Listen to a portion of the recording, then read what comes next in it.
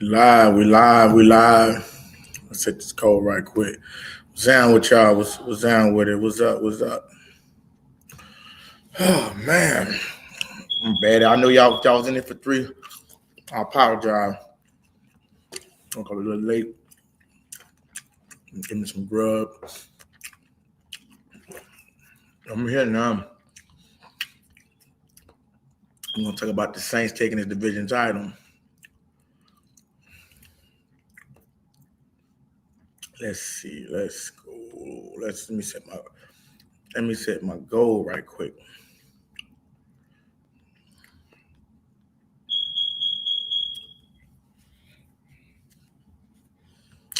In fact, I could just do it on this phone, man. What's down with it? NH? What's up with it? Uncle Dude, Jerry G. What's down with y'all, man? Appreciate y'all for being in there early. Link is in the chat. Link is in the chat. We chilling, man. We chilling, man. We're gonna talk some division football, some NFC South ball. You know what I'm saying? Figure this out. Let's see what's going on with our squad. You heard me? So we're gonna rank some divisions today as well. Let me see. Screen.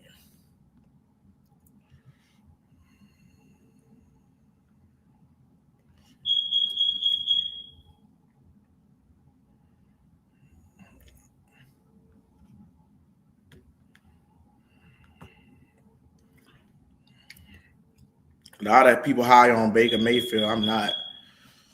I'm not high on that motherfucker. Me, not me. I think the Bucks gonna be at the bottom of the barrel. That's my opinion. I think the Bucks gonna be at the. They gonna underachieve again. They gonna underachieve again, bro. The Bucks is not gonna be them niggas. So they gonna be at the bottom of the fucking barrel where they belong. I don't know why this shit taking so long to load up. God damn. Oh, y'all give me a minute. I'm trying to put my goal up in the chat. Let me put my goal in there. See if we could get 30 super chats. Any color. Let's start it off good, man. Let's start this thing off right. Get this money. Let's get these tithes and offering going.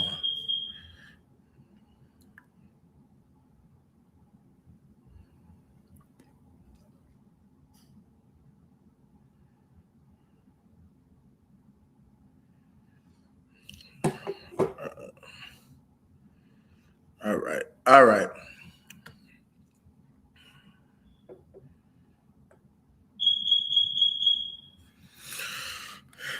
All right, man. Let's get it started. So, let's bring up some stats. Let's bring up some stats. Hold up. But the Saints finished that. They like I say, the Saints defense. They're gonna start with the defense side of the ball.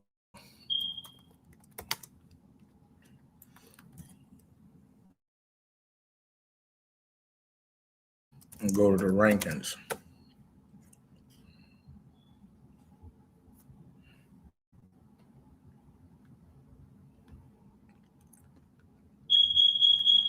You got so many ads. Let me see if I can change that. I don't think I put too many ads on this shit. I don't know why they got. I hate when they do all that shit. I didn't put aggressive on it. I put. That's why I used to get YouTube Premium, so I don't deal with the ads. I thought I put balanced on that. Let me go double check.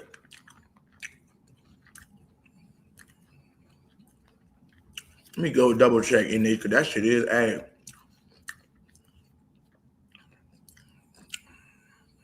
And they be wanting nigga to pay for YouTube Premium and shit like $19 fucking just to. Let me go see.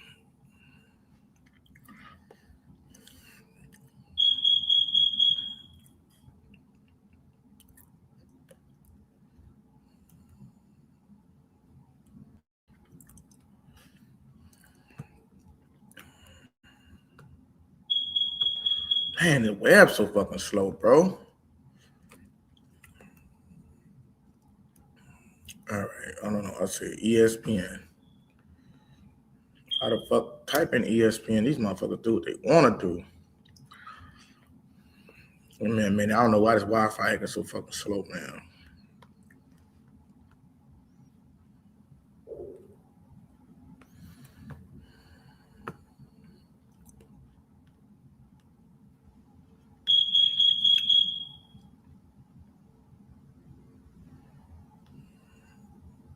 All right.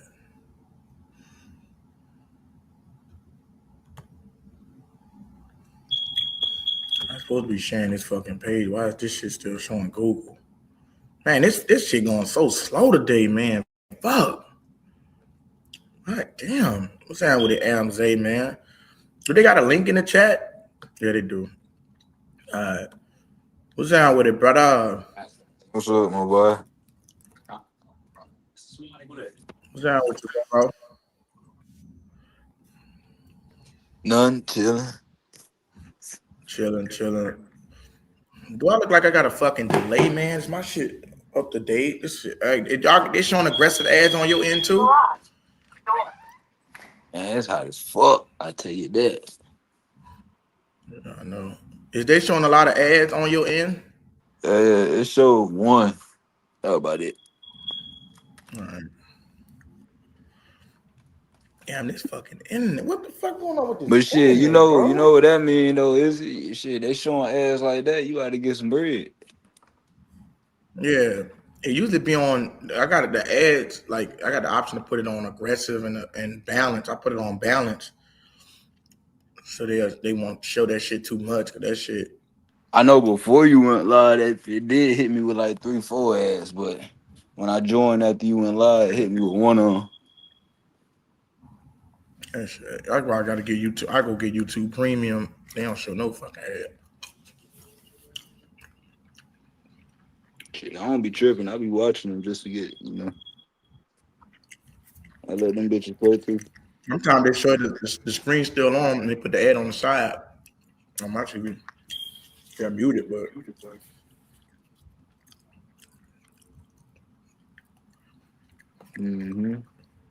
I was on Twitter earlier, and it was talking about the NFC South, and they asked who we think so far right now is the best quarterback, wide receiver, tight end, running back, and D tackle.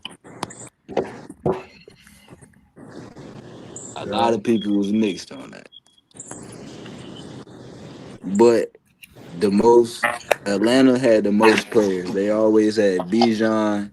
They always had they tight end and one of their receivers. It would always they be a be mix kicked out of between Atlanta. Bryce and Shut at quarterback though. Man, I can't wait till we get this shit started, bro. I just can't wait this fucking season. July, we got August, September, 2 more months.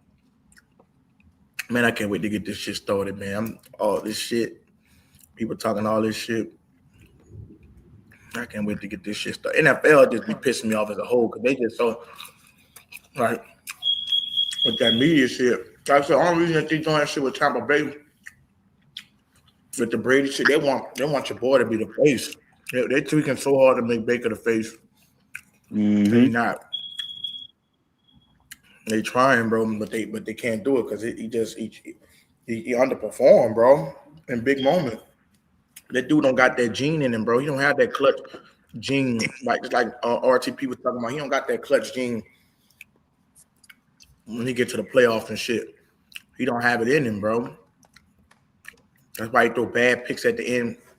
You in a close game with him. He in a close game. That's not his specialty. He might as well just blow a nigga out. If he ain't blowing you out, bro, he in a tight game. His decision making, bro. That's like you said. But he turned around and said he had a fucking IQ. He ain't got no IQ to me. He more predicated off physical than mental. And I feel like at the quarterback position, you got to be more mental than physical. You got to be able to read the defense consistently, make a call adjustments at the play, line of scrimmage. If you rely solely on your athleticism, bro, that shit ain't gonna work. It's Mm-hmm. not gonna work, bro. I went back to the post. They Not said gonna be. some of the comments. It was like Tyler Shutt at quarterback for the NFC, best in NFC South. Bijan, Chris Olave at receiver, and best defensive players would be Derek Brown or either Chase Young They got Tyler Shuck at the. You said they got Tyler Shuck as the what you call him? as the best quarterback in Best this quarterback. division. Yeah, that sounds about right. What's wrong with it, Doc? What's wrong with it? Yeah, that shit sound about right. I tell motherfuckers, bro. That's why I can't wait till this nigga prove his shit. I don't hear none of that shit, man. Whether they believe the nigga gonna be a top tier, I think he gonna be an MVP conversation. But whether he is or not, that dude gonna be a decent quarterback. Like, I ain't tanking for no fucking Arch. I don't even think Arch that good.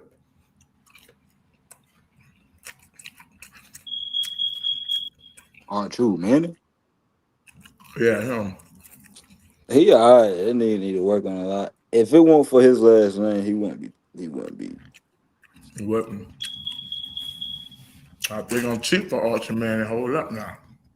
They gonna throw flags this way and rig that motherfucker. Hold up.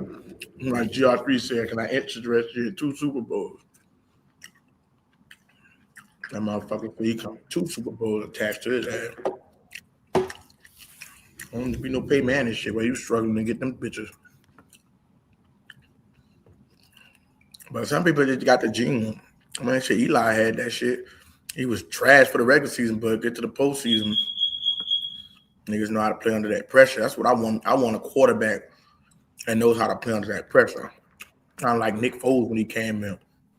Dude just played under that pressure, bro, and went off. That's how I want. Give me a Nick Foles type of quarterback in the playoffs. And shit, the game could flip anyway. Shit, like that's what I see in Tyler Shuck. He calm, the pocket, and motherfucker just know how to win football game. You know how to win football games with a shitty roster. Bro, I don't even need to know if you're a franchise quarter. You can win 4 in a row. Should have been 5 in a row. We wouldn't have got hurt. Chris Olave and Elvin Kamara. We'd have bust the Falcons ass that last game. But man, I don't need to see more. I already know I got a franchise quarterback, like I said. But for other motherfuckers that who need to see it again, that's fine. They're gonna have to see it again. You can't do nothing about it. Of course, they're gonna just say 9 games, 9 games. Bro, they got motherfuckers that go out there in 9 games and look bad. Look at Shadow Sanders. Look at Cam Ward. That's not to say that they can't be better, but that's the motherfucker you have to say, let me go. I got to see some more. Let me give him another chance. I ain't gonna Like, lie. man, shut. Yeah and no. With Cam Ward is a yeah. With Shador, that nigga just don't need to be in Cleveland. Yeah. He ain't going no matter how much he try to develop and change and be better for himself and the team. They not gonna let him rock.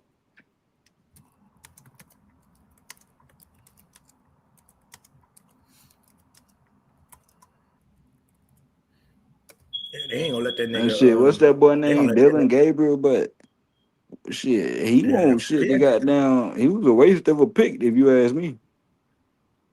I don't think he should have got drafted to Cleveland. Anybody like that, because that motherfucker was a beast in college on the Ducks. He broke all kind of organ records. Had him in the playoff. Or do you think the pressure just got to him? I, I think it's no. I just think it's Cleveland. I think we playing in a shit like that, Cleveland. I think it already make you nervous because it's like, okay, I'm already in a bad situation. Just like how Johnny Manziel said, that's where motherfuckers go to hell at. You know what I'm saying? That's like quarterback hell. And it's like, I think you put certain people on a different team, you might have a different outcome. Like you say, he go to the Rams or Shit, Baker something. Mayfield made it out of there.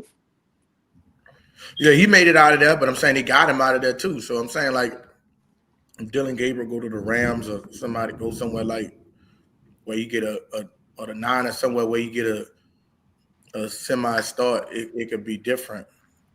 You know what I'm saying? But I just feel like some people might just be game managers, but I mean I watch Dylan Gabriel at college. I'm a Ducks fan, so I seen that nigga slinging that bitch, but it's just let me change this fucking layout, man. What's going on with this shit? Hold up, bro. Yeah, I seen that nigga. I mean, like certain quarterbacks, bro. That's why I say, even if I don't feel like you can make an excuse for a motherfucker being what they is. Because I feel like under the circumstances, if you're a good quarterback, you're gonna find a way to adjust. That's just the best that do it.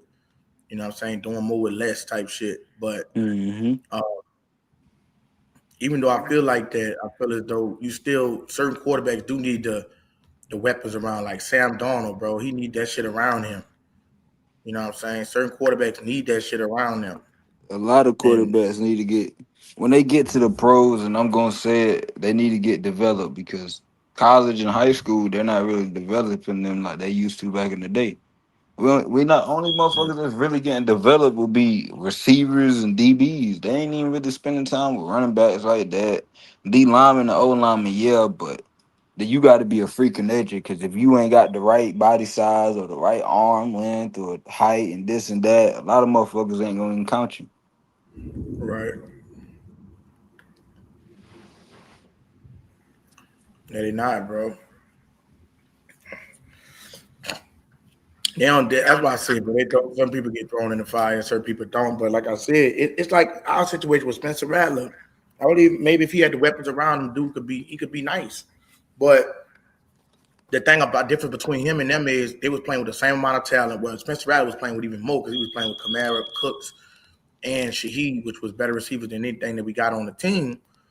But when Tyler Shuck got in, it just showed you right away, bro. Like this dude won 4 straight games. This dude, he couldn't. Your boy couldn't win. The dude didn't even win a game last year. It's just like you could be close in the game.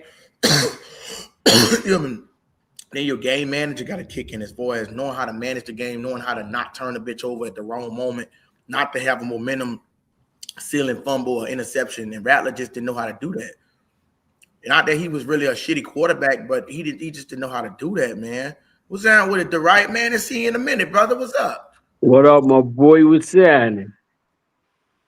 What's What's down, up? man? I didn't see you in Come a minute. on, man. I said, well, my man, the right ass shit. Say, man, I work for a living, man. I don't have time, because I'm a nurse, bro. Yeah. Yes, indeed, bro. So what's happening? Hey, don't get me wrong, though, but I'll be checking out the videos. You already know what time it is, son. Then Yeah, now, can y'all hear? I don't know what much raining, man. So my Wi-Fi tripping a little. Can you hear yeah. him, MJ?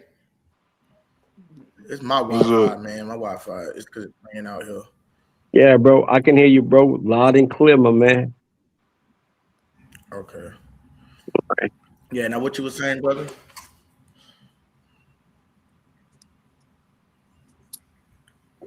Yes, and that's what I'm saying, bro. Like you see a quarterback like with Tyler Shuck and the intangibles that he got. If the guy had Rattler had everything gifted to him, and then you go get another quarterback that could get put in the same situation and still perform and get. It's hard to get wins in the league. Win, knock off 4 straight. We didn't do that shit since Drew Brees. It's a different kind of atmosphere. Then you got, like to say the terminology, the locker room cancer. This guy is the opposite. He eating the crawfish. He's celebrating. You know what I'm saying? He is the perfect piece for this team, bro. Whether people think he's gonna be a top 5 quarterback or not, that dude got the intangibles to win football games. We've seen it. Say, And man, I something believe that in him. say, bro, something that I admire about Tyler. Tyler went. Tyler is willing to go to the school of how do I do New Orleans and what do I need to know about New Orleans to actually be a part of New Orleans. And when you got somebody that's coming in not like Derek Carr, you know how Derek Carr came in like I'm the answer. Right. Yeah, Yeah. Tyler came in and say, what could I do to be a part of what you guys already have here? Because it's not like I'm coming here to create something because it's already there. Drew Brees has already done it. Drew Brees has already created it. So all I want to do is be a part of what you guys have already. And then when you got somebody who says after that, I'm gonna take this off season and I'm gonna go by Drew so I can learn a little bit more about my craft. Come on, man. Mm-hmm. Come on, bro. Come on. I mean, this dude wants to learn more about what he does and how he can do it better and how he can do it better in New Orleans. Come on, man. You Right, know, that's just, true. That's true. bro, They just could, that alone tells you about the character of this dude and, how he wants to win and how he wants to be a part of, success. So for for somebody to come in and say, well, I don't know if Tyler going to be effective. Well, you got to understand something. Everybody that's great came from somebody that was great. Somebody that went to somebody's school that was great. Just look like that. First of all, that kid that's in Oakland. Of course, he gonna link up with Tom Brady. can y'all hear We all me? know that. You Can know. y'all hear me? Yeah. Can y'all hear me? Testing Yeah. mic check. My bad. I don't mean to cut you off. Let me shout out Red Swarm, man, with the $20 super chat. Just shout out to Saints Blitz for Izzy 6. Let's hit that daily target. Right, man. We start off. Let's hit that daily target, man. Send what y'all can. If y'all can, send it. And let's get this money rolling up, man. Let's raise this money, man. Appreciate that Red Swarm with that $20 bomb to start us off, man. Appreciate Big that Red time. Swarm, man. Big That's love time. right there. Salute to you, my man. I see you making me jealous. You gonna make me go to my account, bro. Huh? Yes, indeed. So, yeah, bro. So like I said, man, when I sit there and I listen to people talk about, how good Tyler Shuck is gonna be or how good he's not gonna be, I don't understand. I think to me, in my personal opinion, it's that Saints derangement syndrome that after Drew Brees, everything went downhill for like the last 6 to 7 years. So they really don't know how to snap back from it. But when you see somebody like Tyler who's doing what he's doing, how he's doing, and then you got somebody, bro, who is a quarterback. Do you know? I mean, like, really know?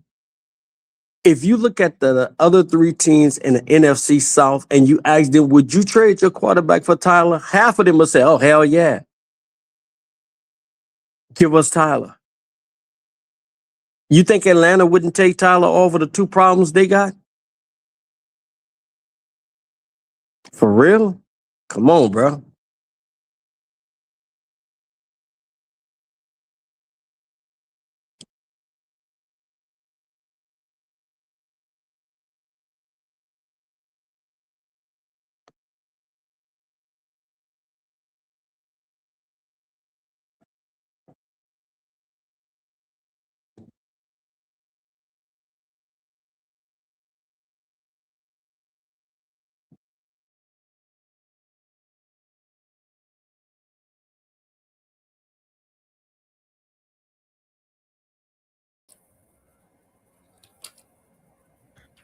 I appreciate that shit, Red Swarm, man, with that 20-piece, brother.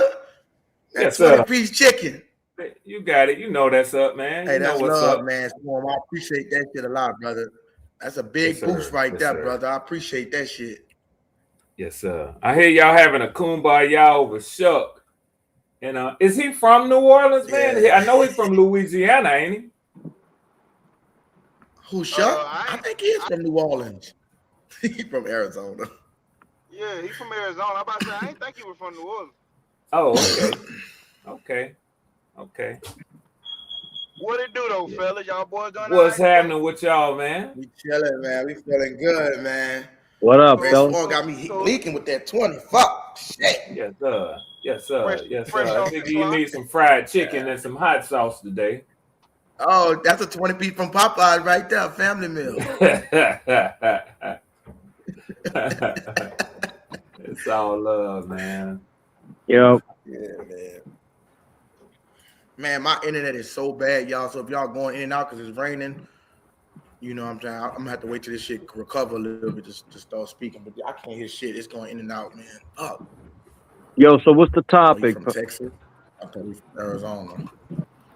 He said he from Texas. Same old thing. Massive delay, man. Saints the best team in the world. Same old thing. Nothing new. Same topic. Same team, different topic. Best team in the world in the NFL, Super Bowl bound. Drew Brees returns. Marcus Colston coming back. I'm sorry. You know. That ain't happening, but okay. I feel you. I feel you. That's the way Easy do it. You know what I'm saying? Easy do it like that. Everything is Saints on top. J Pack know that. Hey, you pronounce it J Pack or J Pop? I thought I heard J Pack up here. That might have That's been all the right. right. That might have been the right. Yeah. Say, man, I respect the fact that everybody come in and they rep their squad, man. You know what I'm saying? That's what it's Mm-hmm. supposed to be. You're supposed to rep your squad. Mm-hmm. So, Mm-hmm. how you, how you fellas doing so far? How Good, was your? good, Blessed good. day to be here, my brother. Yes, sir. How was your work day, man? It was short. I had half a day Shit, I today ain't leading off that, into the bro. weekend, man. Yes, sir. Yeah, it was a heat advisory today in Raleigh, so we ain't do shit. Oh, boy, you in Raleigh, North Carolina, man? Say, Yeah, bro, so yeah. you wanted, uh, okay, so Yes, you wanted the sir. Panthers out there, huh? You said Absolutely what? the fuck not. I'm a who that, my boy. Oh, don't let me insult you like that, man. I'm sorry. I'll take that back. It's all good, champ. It's all good. What he said? Everybody thought I was a Panthers. He thought I was a Panthers fan. Say, brother, please forgive me for that, my man. AK I don't pay no It's on all attention. good. Keep Deuce. quiet. Keep Shout quiet. out to my nigga on Deuce It's coming back with the $9.99 super it's your chat, boy, man. man. Appreciate that shit on Deuce. I'm buffering, but Yes, I sir. appreciate that shit. You know it. He said it's your boy, man. You know it. You Show know it. some fucking love to my fucking nigga Izzy. Appreciate that Oh, shit on Deuce, man. We coming big out the gate time. hitting heavy in You this know it. motherfucker.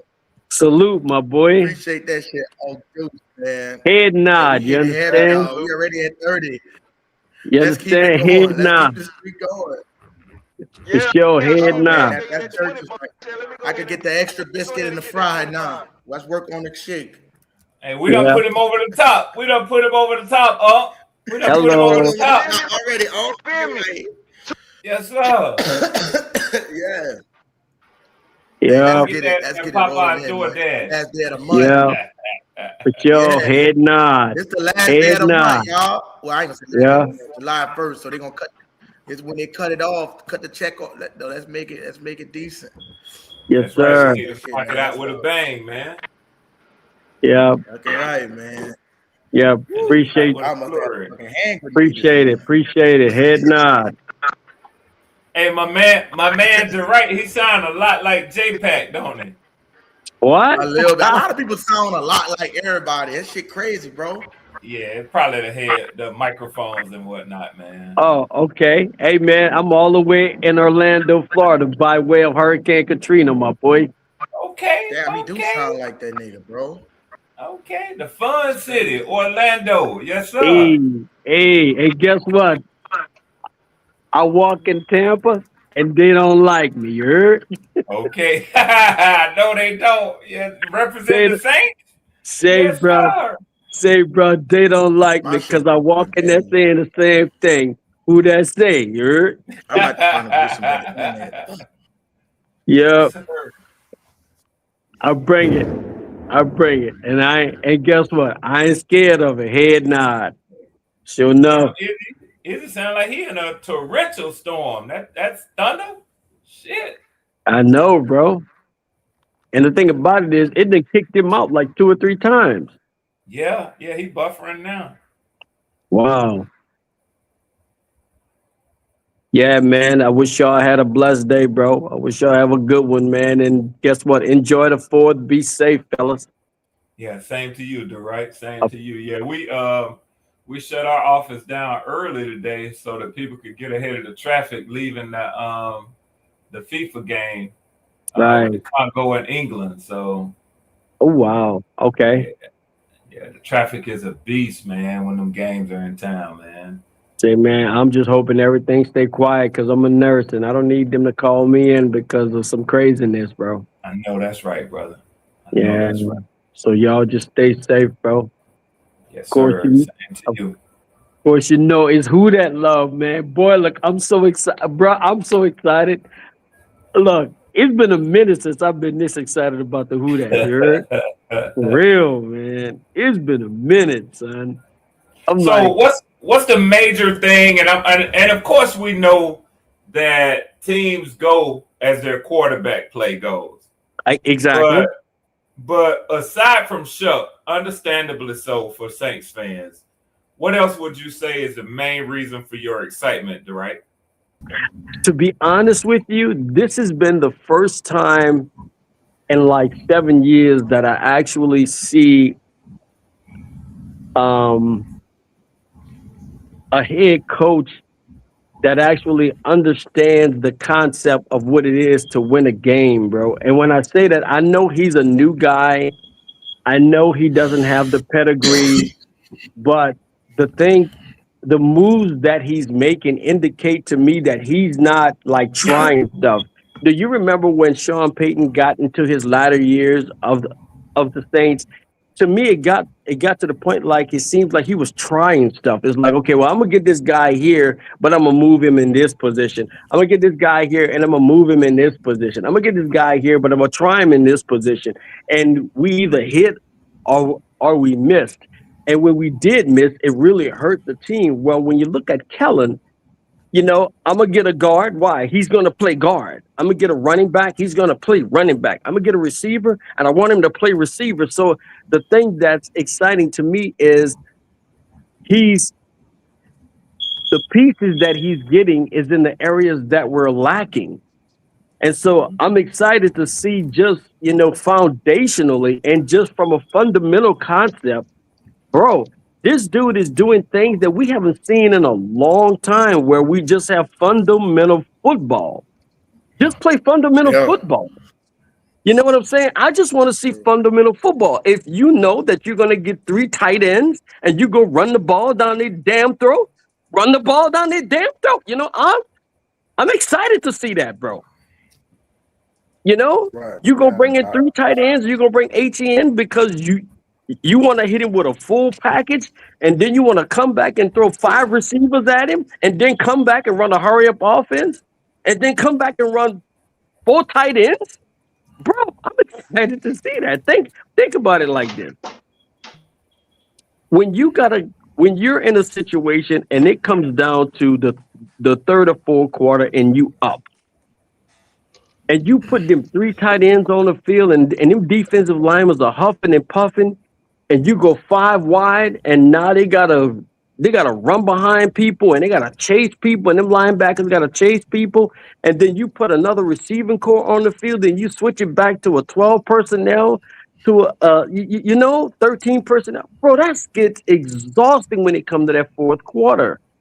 So my excitement is about, bro, I want to see how you put this thing together. Because that's the new NFL football, even though it's old school.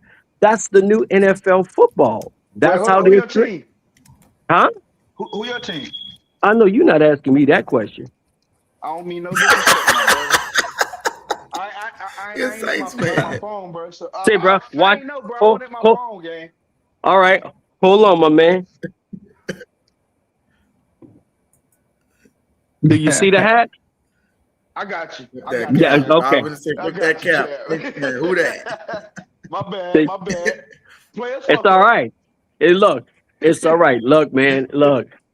I tell you what, it's about time that we get on the same page, bro. Because if you think about it, bro, if you look at Tampa, bro, you know, Tampa has made the decision to trend in a certain direction. You look at the Carolina Panthers. The Carolina Panthers have decided to trend in a certain direction. You look at Atlanta. Atlanta has decided to trend in a certain direction, and we was the only team that let's keep a lot of our 90-year-old men on the roster, and let's see what we can do with these 90-year-olds, and And, even though we had no coach, even though we had Dennis Allen, we had zero coaching. Let's see what we could do with these 90-year-olds. And I'm thinking to myself, bro, this is not going to work. Everybody else is getting younger but the Saints. Yep. And now the Saints is getting younger and faster. And you got a head coach that is like, you know what? I think if they give this dude an opportunity, bro, he going to put up them 35 points. You know what I'm saying? Because he just have that type of mindset. I know all y'all felt when Sean Payton would get the lead in the fourth quarter. This dude it was over. he would sit on that lead and just chew clock and chew clock and chew clock. He'll get down to the 1 yard line and down the ball. And all of us were like, yo, bro, put the thing in the end zone, bro. Let's just go ahead on and not. Well, I think Kellen Moore is a different species, bro. I think Kellen Moore is like, you know what? If I get to the 1, I'm throwing that shit in. So I don't know. So let me get this correct. You give Kellen Moore credit for the creation of the roster, or Mickey Loomis? Man, Can I answer that? No, you can't, bro. I will let you pick it back off this, because what I'm about to say, you probably will say, bro. I don't give Mickey. Oh shit! The right, say, bro. He come, y'all. Say, Mr. bro. Negativity. say, bro. What's that with it, Doc? See on the stage. What's up, Doc? What's going on, man? Say, man. As far as I'm concerned, very optimistic. Look, hey, the right, your boy came through here, the Falcons fan. Look. The so-called Saints fan, he said, I hear him, very optimistic, but let that be me with a different perspective. Y'all throwing tomato. What are you talking about? You never say nothing negative about the Saints. Right. I never said nothing negative, man. I just said, I guess based on what I'm saying, man, I'm not delusional about what happened in the last 6 or 7 years, man.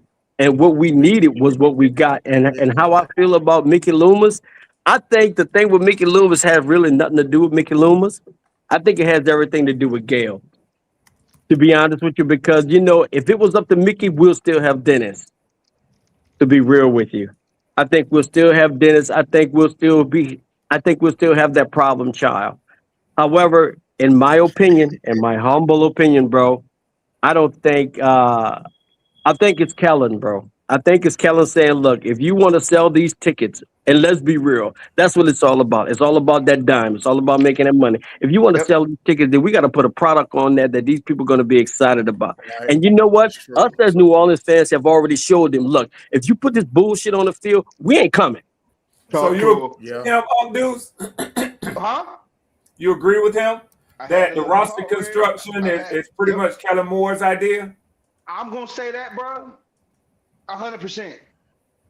Yeah, I agree with him, bro. And I only feel like that because we know that not Mickey Loomis, Gail had to step in to get DA up out of there. Yeah. That's so terrible, what I had to do that. What I would tell you is that I've heard a lot of Panthers fans be critical of their organization's willingness to, even though their GM says that he doesn't like to draft or bring in injured players, they have a history as of late of doing that. I think that I know y'all are praising, and that's why, y'all should know me well enough to know that if I'm asking you a question, it's probably going to be a setup for something to come. You know it. Of course. So, I mean, but so I think that it's more risky than it is just pure genius. He's taken several players that probably have high value, largely because of their injury history, namely Chase Young, right? Jordan Tyson, right? Jalen Polk, right? Tyree Wilson. You got quite a number of players on your roster who are very what's the safety name that missed almost the entire season? Blackman. In premium positions, you have quite a number of players who have long-standing injury concerns. I don't know that that's a genius move. I think it's very risky because injuries are 100% certainty in the NFL. 100%. So what happens when your starters go down? Your team is not going to be as good as it should be when starters are out. Well, let's look at it like this. If I had an opportunity to bring in, and I'm just going to piggyback off of what you said, and it's going to be on those same lines. So to answer your question, when the purpose of bringing these type of guys in is, number one, they know how to play the position without even coaching the position. They're basically self-coached in a sense of saying, because they know what they need to do to make it happen. However, think about it like this. If I bring in a guy and this guy knows how to play this position like the back of his hand, and I bring in a rookie that's behind him, and he can teach that rookie exactly what he knows and have that rookie be as effective as he is, then if he goes down, then I know that I can put somebody in there that's going to try to replicate exactly what he did. See, here's the deal.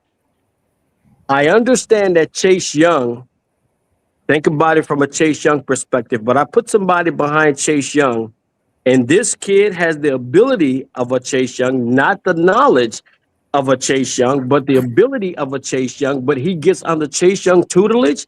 If Chase Young goes down, all he need is reps.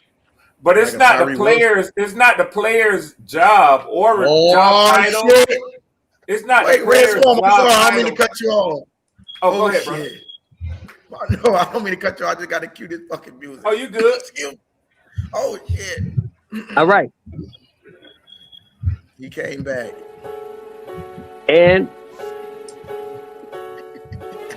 oh, my bad, bro. This is my brother Interest, Mr. Malpractice has entered the building. Mr. Rasan Howard. Oh, brother. Oh, shit. I had to do it to you, Rasan. Welcome back, brother. No, I agree with you, DeWright. I think that as repetitions go, when first team is up, they run the reps. You know, second team, third team, when their rep is up, they run it, and for the most part, they try to emulate and be a mentee of the mentors, the first squad. Right. But it's the coach's. Right. It's the coach's job description. Yeah, but the coach don't play.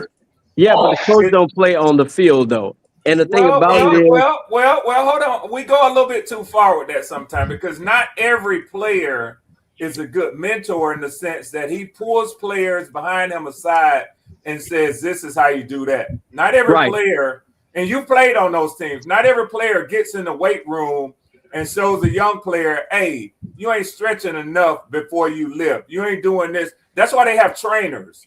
Right. So what I'm saying is if you leave that responsibility to a player, the most competitive sports don't really work that way because even on some level, players will say, I have to protect my own best interest, and I'm not going to give away the tricks that I've learned to another player. It's the coach's responsibility. Hey, the right.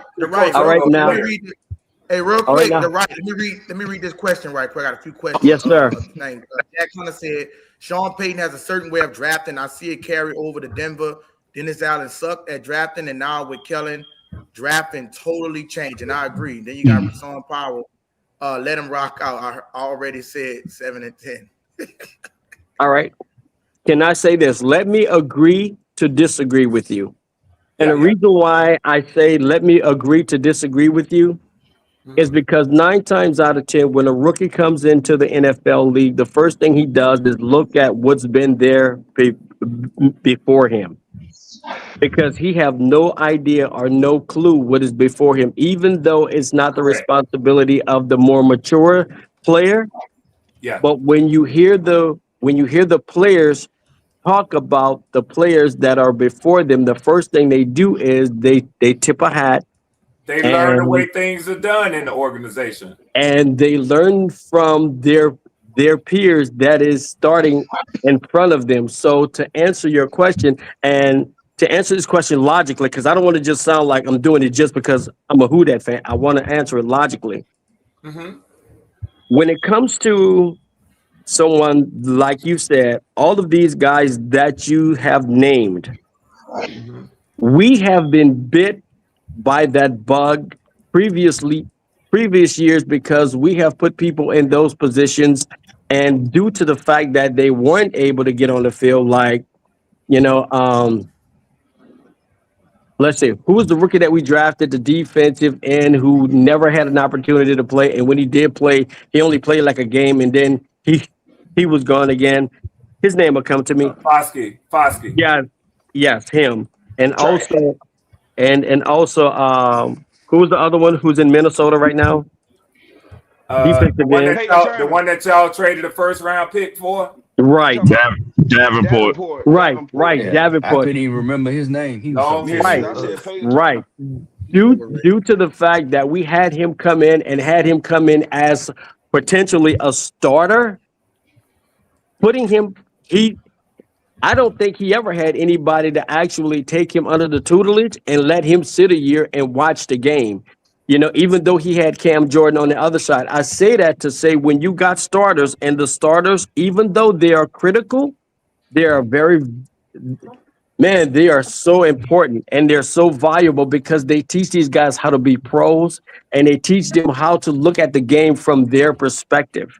And when you have a rookie Right. that comes in and don't know how to look at the game from their perspective, then But, they're coming but, in and they're but I just coming want to in. say this quickly, DeRay. But I got Because a question. I don't know if you have moved the goalpost from where my original question was. My original question was, do you think that it's risky Yes, to put the capital and the both in draft picks and in offseason acquisitions on a number of players who have injury history? yes, Because even when you talk about depth, if you have an injured Chris Olave who has an injury history, and you back him up with Jordan Tyson, who has injury history himself, does that not leave your wide receiver room in a perilous spot? Yeah, yes. Bryce Lance. So to answer your question, my my answer to your question is yes. It does put you in a situation where you are basically dealing with a tight thread. You are very, very, very, very, very. You're basically skating on thin ice because one lick and they both are out the game. I get what you're saying. I'm with you 100%. And my I don't have a rebuttal for that. My answer to that is yes. However, when you look at that, if is a fifth, and we all can get drunk off that fifth. However, what happens if they don't get hurt though? But the thing, hold on, real quick. Let me answer your thing, If they right? one You thing gotta is think about it like this. one thing is They if got, they don't get hurt, if they don't get injured, if they don't have a problem, then the NFC South is in trouble. The only No, thing that I think that you have a decent roster. right, but that's why they drafted. But I don't That's know. why they I don't know drafted that the deep, though, NFC Red. South is in trouble though. yes, I mean yes. their draft That's picks why they. just That's like why they every other drafted team has 2, 3 draft deep. picks. I mean, everybody Yeah, else have Red Swarm. That's why they drafted 2 or 3 deep. That's why they went and got Bryce Lance, Oscar Delp, and Barry and Brown. They drafted. That's why he drafted so deep in the wide receivers. So if you do get a motherfucker like Tyson hurt, you got Lance that could step in and play the role. You see what I'm saying? So that's why they went 2, 3 deep at that position. You're right. If they didn't, then yeah, that's like, okay, you drafted an injury prone nigga and then he get hurt. But that's why he got Lance, and I believe because of injury concern. So I believe all he right, but maybe feel as Izzy, let me say this. So when you say that like that, and I'm just piggybacking off of what Izzy said, which is a strong, strong, strong comeback. That's why you drafted the way you drafted with your receiving core. Because if you say, okay, if Chris go down, I got somebody who can take care of Chris.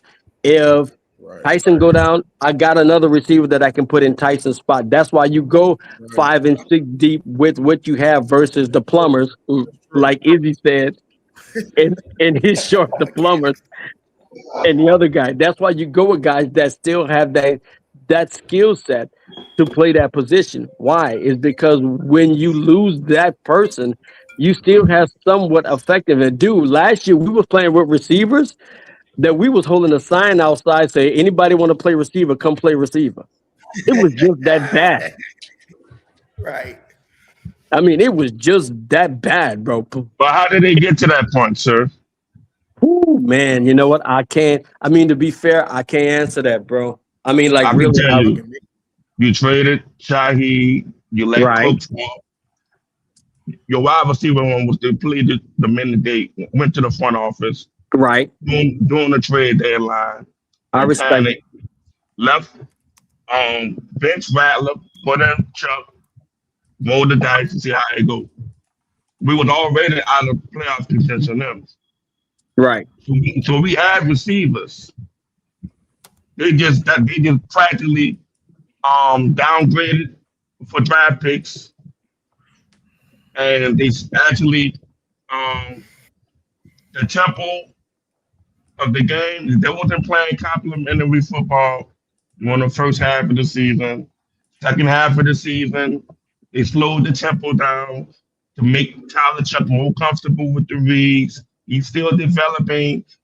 He don't want to throw the whole kitchen at him. So they had no more speed. The speed left now. You had to slow it down. More possessive. Bailey was available. Bailey was being very productive before he got hurt. So a lot of people should see the shift from the speed to the lack of speed, but it was still efficient because you still had a downhill receiver and Olave. All right, can I respond to that just before you go further?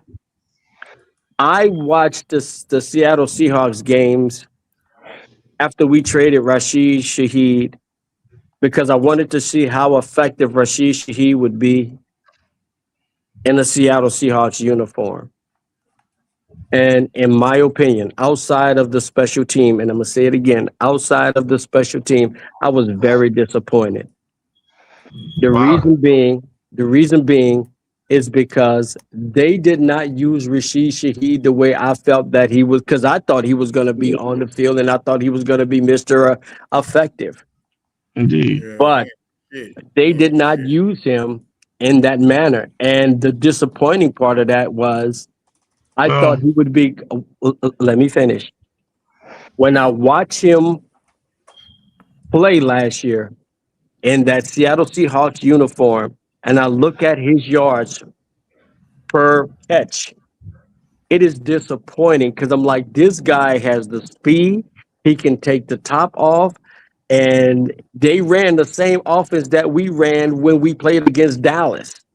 However, they did not use him like that. Yep, that's true. And that's it true. was I disagree. no, they did not. And I disagree.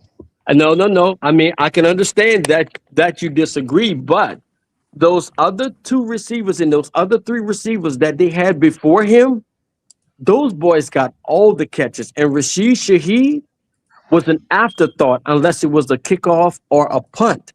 Right. So That's with that true. being said, and that's why I wanted to address that before you go any further with that, because I was looking for Rashid Shaheed to be more effective in that offense and more effective in that game plan, and he wasn't. And so that's just what I saw. Now maybe you saw something different, but I was watching Seattle because I don't watch Seattle Seahawks. The Seattle Seahawks, I don't watch their games, but I just watched it for Rashid Shaheed just to see how effective he would be. So let me tell you this. So the fact of the matter is, the Saints panicked. They went to the front office. They cried to the front office.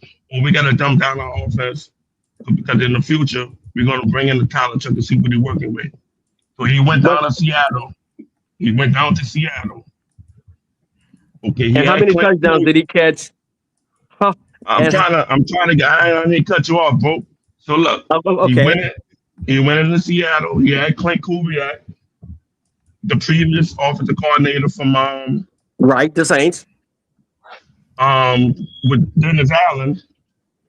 He was there trying to shut up.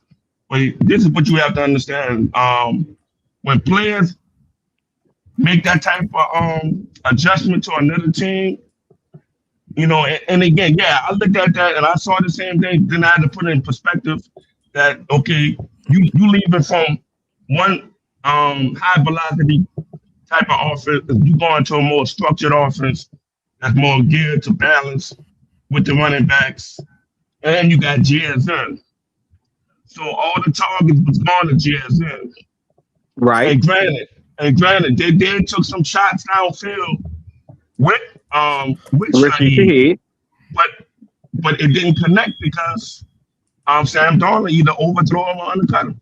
So but at the end of the day, what I did like about the move, how they did, he was very useful in certain football players, such as the jet sweeps, the special team plays, the horizontal wide receiver screens. He was very effective with that.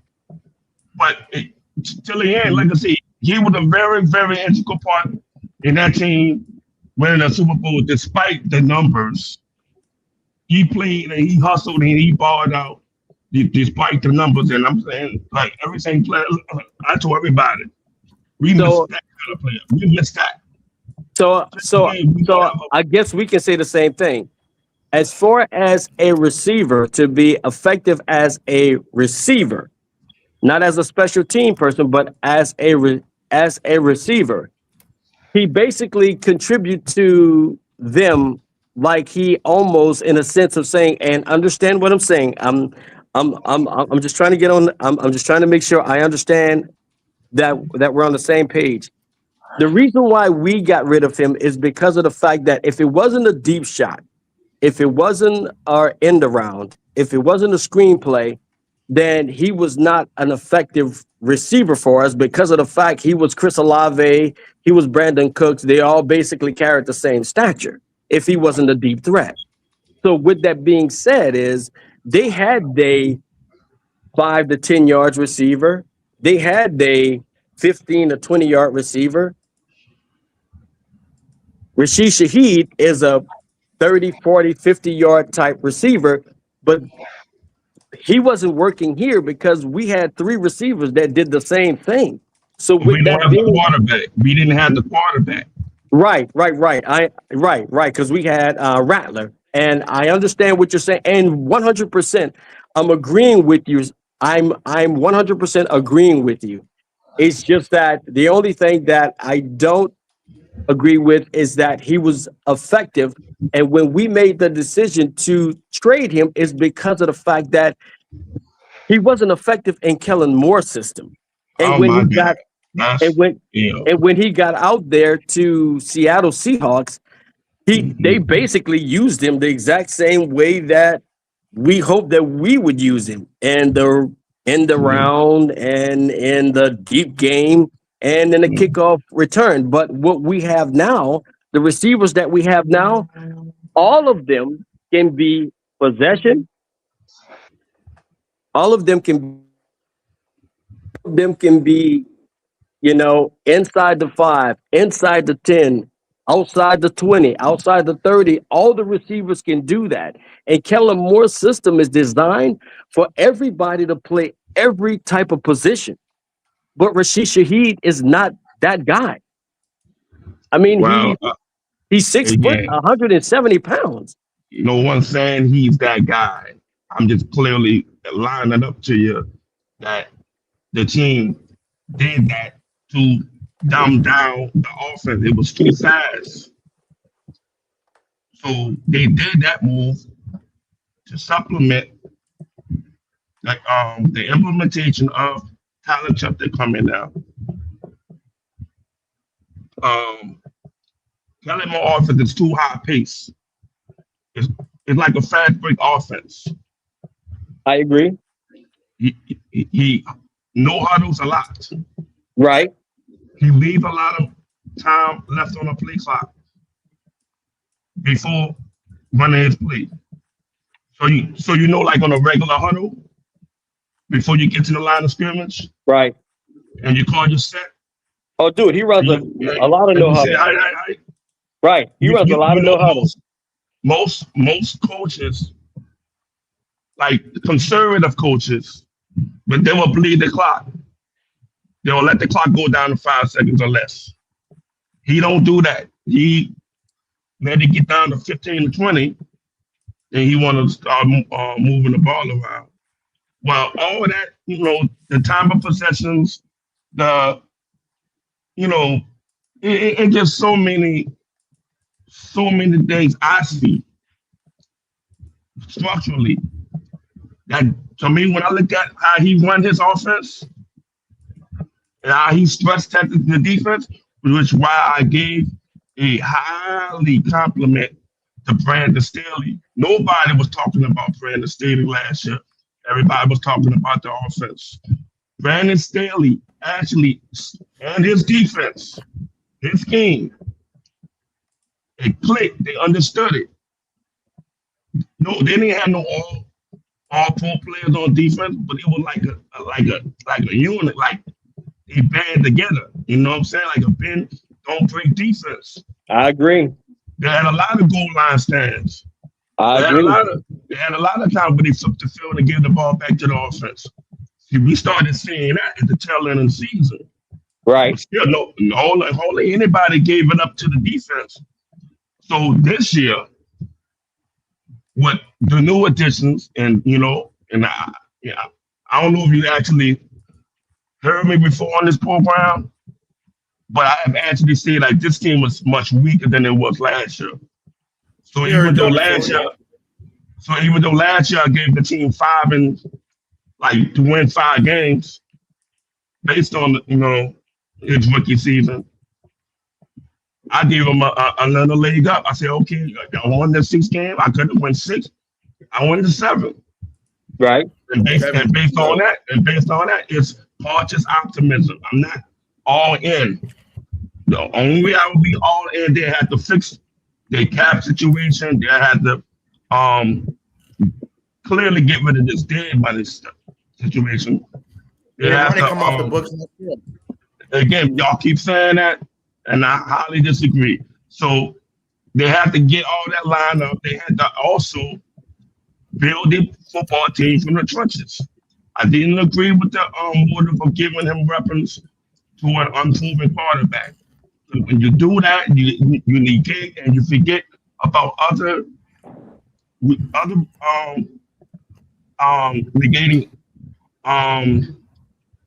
team needs. Like right now, you look at this team right now. Real quick, that's the same thing I said. He said you got this season with 2 more wins and a better structure for a team. No way. But before you go further, can I address? I'm about to land. Okay. Basically, what I'm gonna finish with is that this team is basically overrun with rookies and journeymen, and you have a few profile players. But at the end of the day, when they match up against playoff caliber teams, you're gonna see the difference. You're gonna really see it. You're gonna feel it, and that's why I gave 7 to 10. All right. Well, let me just address. And first of all, let me just say this.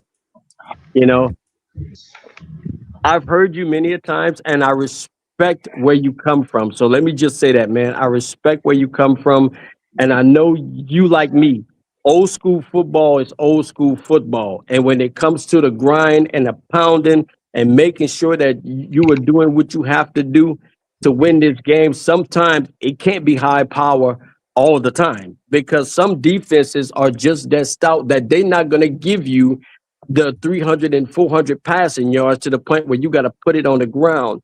Now, what I respect about Kellen in that aspect is there's a reason why he went and got those tight ends. There's a reason why he decided to go to the 12 personnel. There's a reason why he decided to go to the 13 personnel. There's a reason why he decided to do that. Because maybe in his coaching mind that he saw that and realized, I can't throw the ball 500 times in a game, because when I get to the point where I'm playing in the playoffs, when I get to the point where I'm in a situation that's why he ran the ball at Dallas and Philadelphia. Right. When I get to the point where I'm in a crunch situation and I need to eat this clock, I need to be able to put in 3 tight ends And I need to be able, if I need to pass the ball, I need to run the ball, I need to go to a big package. I need tight ends that can not only block, but that can actually go out for a pass as well.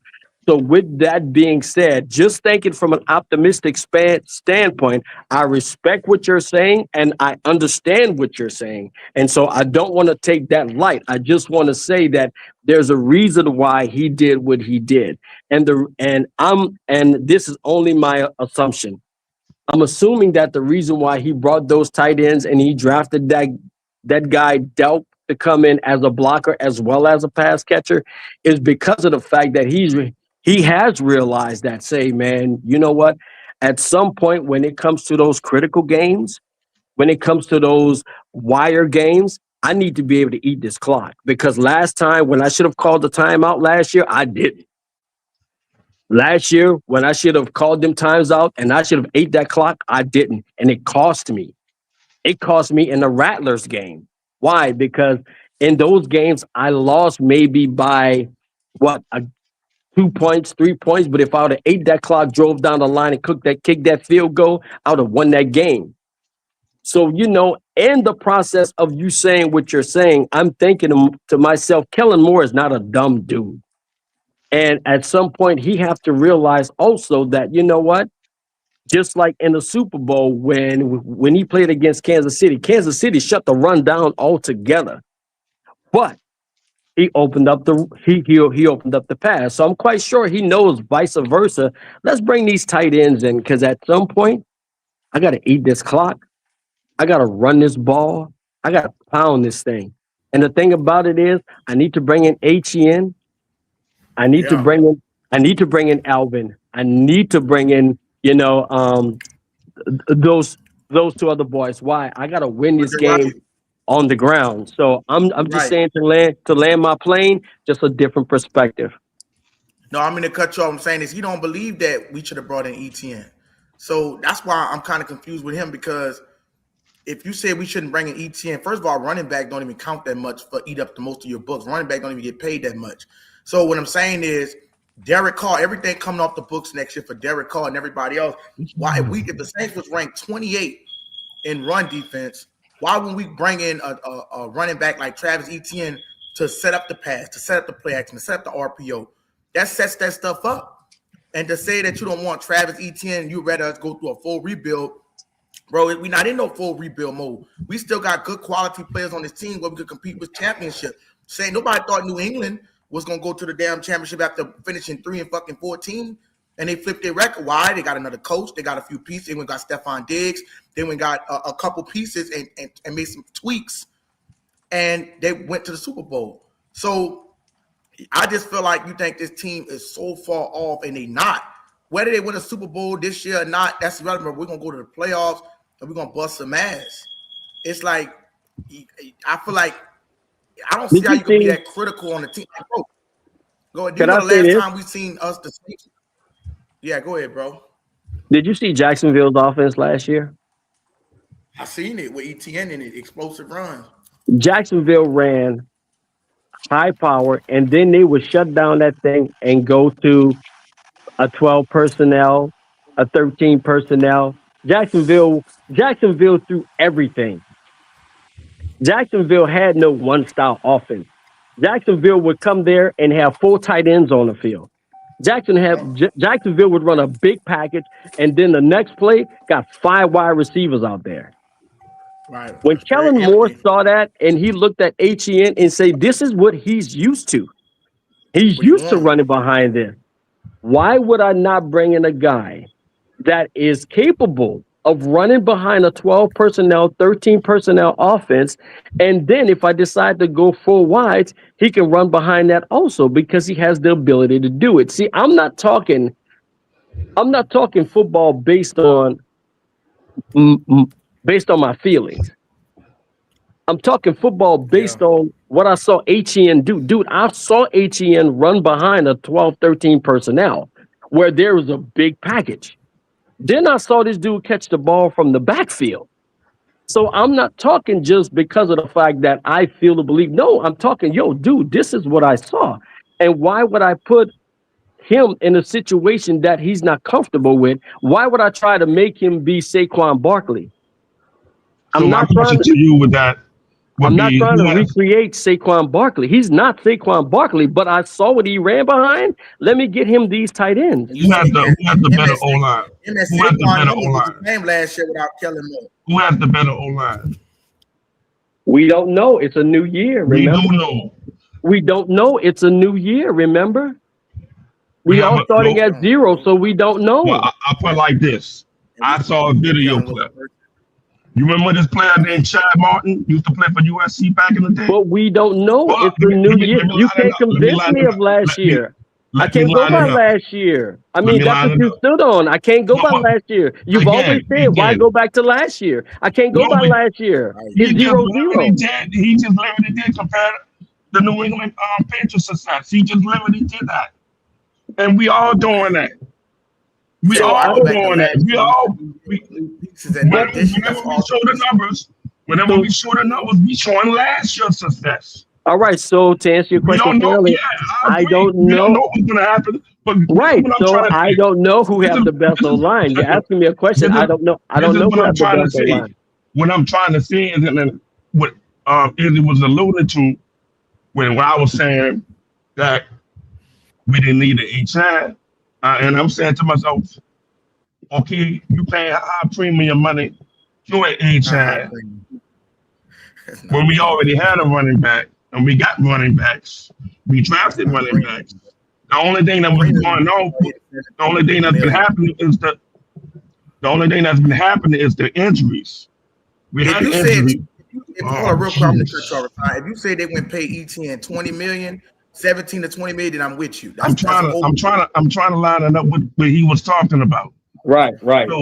So again, I didn't mean to put you in it. I was trying to allude to the fact that I didn't agree with the spending on a high premium money on a running back that's 27 years old, deep in the prime, and to make it seem that he's going to make a difference. Well, and I even question that because I say, well, why did he not running back with Jacksonville? Clearly, they're the better squad. So why he decided to leave? So I saw a video clip. Chad Martin, you probably remember Chad Martin. Right. He'll be a kick return specialist and a wide receiver with the USC Trojans back in the day with Keyshawn Johnson and all that. And he made it to the league. So he was the running back coach. And he said, oh yeah, Chad, you want to, well, we don't know you by ATM. We know you by ATM, but you want to leave us? You're going to make you making that move? It's going to make us more depletable. So I challenge that. I said, if you think you going to New Orleans, you're going to think that we can't duplicate what you did over the years over here, we're going to see. So already they calling them out for even leaving the team. I got the video and all that. Yeah, but that doesn't. That's just somebody's opinion. That's just somebody's opinion. We are all going by opinion, but this the man, he coached him. He coached him. Right. So I would give him even more credence because he actually know about his style. He actually know about how his vision is, how his cutbacks is, or not. We don't know how they're going to be with this line. Yeah, but also we don't know. He doesn't know how Kellen Moore is going to use him, though. He's going by how he used him. He's not going by how Kellen Moore is going to use him. That's only an opinionated concept. When he was with Trevor Lawrence, he was very highly productive when he's healthy. He had 13 total touchdowns. I don't think we have a Trevor Lawrence on this team. I don't think so. What? Tyler Shuck is better than Trevor Lawrence. Oh my Lord! Oh my Lord! It goes. He's doing it. Bro, here we go. This is the thing about it, right? Like, if we'd have paid each, like I said, we'd pay each 10, 20 mil. Anybody? Let me see. Let's do that. Oh, matter of fact, let me give on Deuce a Red Swarm one of them to catch him. I ain't been chiming in a minute. You got something on a Red Swarm? Yeah, bro. Please say something. Yeah. One of y'all, I don't even know Red Swarm's still there. Deuce, you there? Am I thinking about Deuce, you there? Everybody sleeping on the stage. Okay, well, I'll go ahead and speak. So he said Lawrence sucked before Liam Cohen. That is true. He was trash before Liam. This was actually his awakening season. That's true. And if we'd have paid like 20, 25 million, then I could understand what you mean about paying this dude all his money as a running back. The highest running back that's getting paid is Saquon Barkley at 20 million. So running backs don't get paid that much money in the NFL. So it's not like he's gonna be eating up, even if the dead cap, like to the extent of a quarterback that you owe 40-something mil a year. You know what I'm saying? So the Saints was ranked 28 in rushing thing. Why not? You say probably go get one in the draft. Bro, a draft pick is not sure to hit. Why not go get it? The best thing I always say is go get a sure bona fide running back that you know gonna produce. You go get you 1,000-yard running back. We drafted a running back.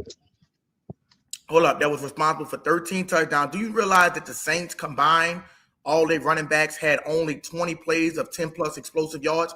ETN did it 26 times. One nigga did it 26 times, bro. Different team. Why would I go get that? Oh, the dude fits so much into their system.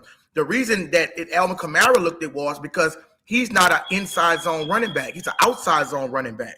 So when you try to run up the middle, plug up the hole, Alvin Kamara was never that type of running back where even when we had Latavius Murray and Mark Ingram, you never seen this dude just powering the ball through the – no, you'll see him in a passing game because that's where he was most effective at.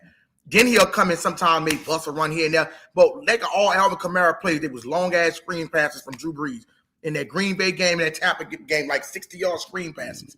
What I'm saying is, but Kellen Moore was forced to use him like that because he didn't have no running back one. You know what I'm saying? That could he didn't trust the estimate and all this shit too. Like, well, I'm going to give it to Kamara. It didn't work. He got injured. That ain't right. That ain't true. He trusted him later. Could I say this? Could I say this? Yeah, go ahead, bro. When we watched the games last year, we've had more running plays that were stopped behind the line before the play was even developed. And when you think about, and this is only an assumption, when you think about Kellen Moore's offense, the thing that you're thinking about is move the chains. Because that's basically the concept of his offense. I just want to continue to move the chains. Yeah. When I watched Taysom Hill run the ball last year, it was pathetic. When I watched Alvin Kamara run the ball last year, it was pathetic. And unless we got 24 to the outside, it was pathetic. There was no push from the O-line moving forward. With that being said, when you bring in somebody like Travis, you're not bringing Travis in. I mean, you are bringing Travis in to be a home run hitter when opportunity presents itself, but you want to move the chains. When you move the chains, if you're moving 4 yards per carry, 3 yards per carry, what that does is that forces your safeties to have to come up and play. Right. The safeties have to come up and play because of the fact that you're moving the ball. The problem is when you think about football, and I just want people to think football. I don't want them to think personal feelings. I want them to think football. If I put Travis in the game and Travis give me 4 yards or 3 yards per carry, your safeties have to come up and play. If your safeties have to come up and play, that putting your cornerbacks on the island by themselves. Your cornerbacks can't afford to be on the island by themselves because the two receivers that we have to be covered by safeties and corners. You can't leave them alone. Preach. Opens up the pass. You can't leave them alone. You can't leave a cornerback on Tyson, and you can't leave a cornerback on Chris. So you have to bring your safeties. So wait. You have to bring your safeties up. And the thing about it is, the minute you bring your safeties up, you sacrifice a linebacker to be on Jawan Johnson, which is a mismatch. You sacrifice your linebacker to be on Noah Fant, which is a mismatch. You sacrifice your linebackers to cover these guys one-on-one, and no linebacker can cover Valet. They can't cover Kamara. So the point that I'm making is this: I understand you feeling a certain way about, you know what? I know we shouldn't have paid that running back. It's not about paying the running back. It's about what can I put together collectively to get what I want from a team perspective. I'm not looking at one person to do this. I'm not looking at Tyler Shuck to do this by himself. I'm not looking at your boy Jawan Johnson to do this by himself. I'm not looking at Tyson. It's not about those independents. It's about the team. And guess what? If I can put them together as a team, if I can make them play as a team, then guess what? I'm forcing the defense to give me my mismatch. And see, that's the problem that I have with this conversation every time we talk, because we want to part our individual people opposed to the team. Exactly. Look, y'all make it sound like y'all make it sound like we got bro. Y'all make it sound like we doing that now. We ain't doing that now. That's the entire NFL, though. It's about mismatches. Right, and bro, if I can, we all design that, but if you got to fire defense against you, you're going to be frustrated all day long. Bro, if I can get an offense to give me 3 yards per carry, your safeties have to come up. Yep. But they're right. This is what I talk to Izzy and them about all the time. I hear what you're saying, and more importantly, I hear your passion. Very optimistic. I both respect it and even appreciate it as a passionate fan of my team. But I gotta at least be honest with you and say the things that you're saying are not revolutionary. It's what every team does. It's what every coordinator does, offensively and defensively. In fact, you try to scheme use your talent to create mismatches. Right. You know, I don't think that Jawan Johnson is an unguardable tight end. Yeah. I don't think that your offensive line is incapable of creating holes against a front seven to create situations where safeties and corners have to address your wide receiving core. I don't think you have to do any smoke and mirrors. Okay, so let me say this respectfully, and I.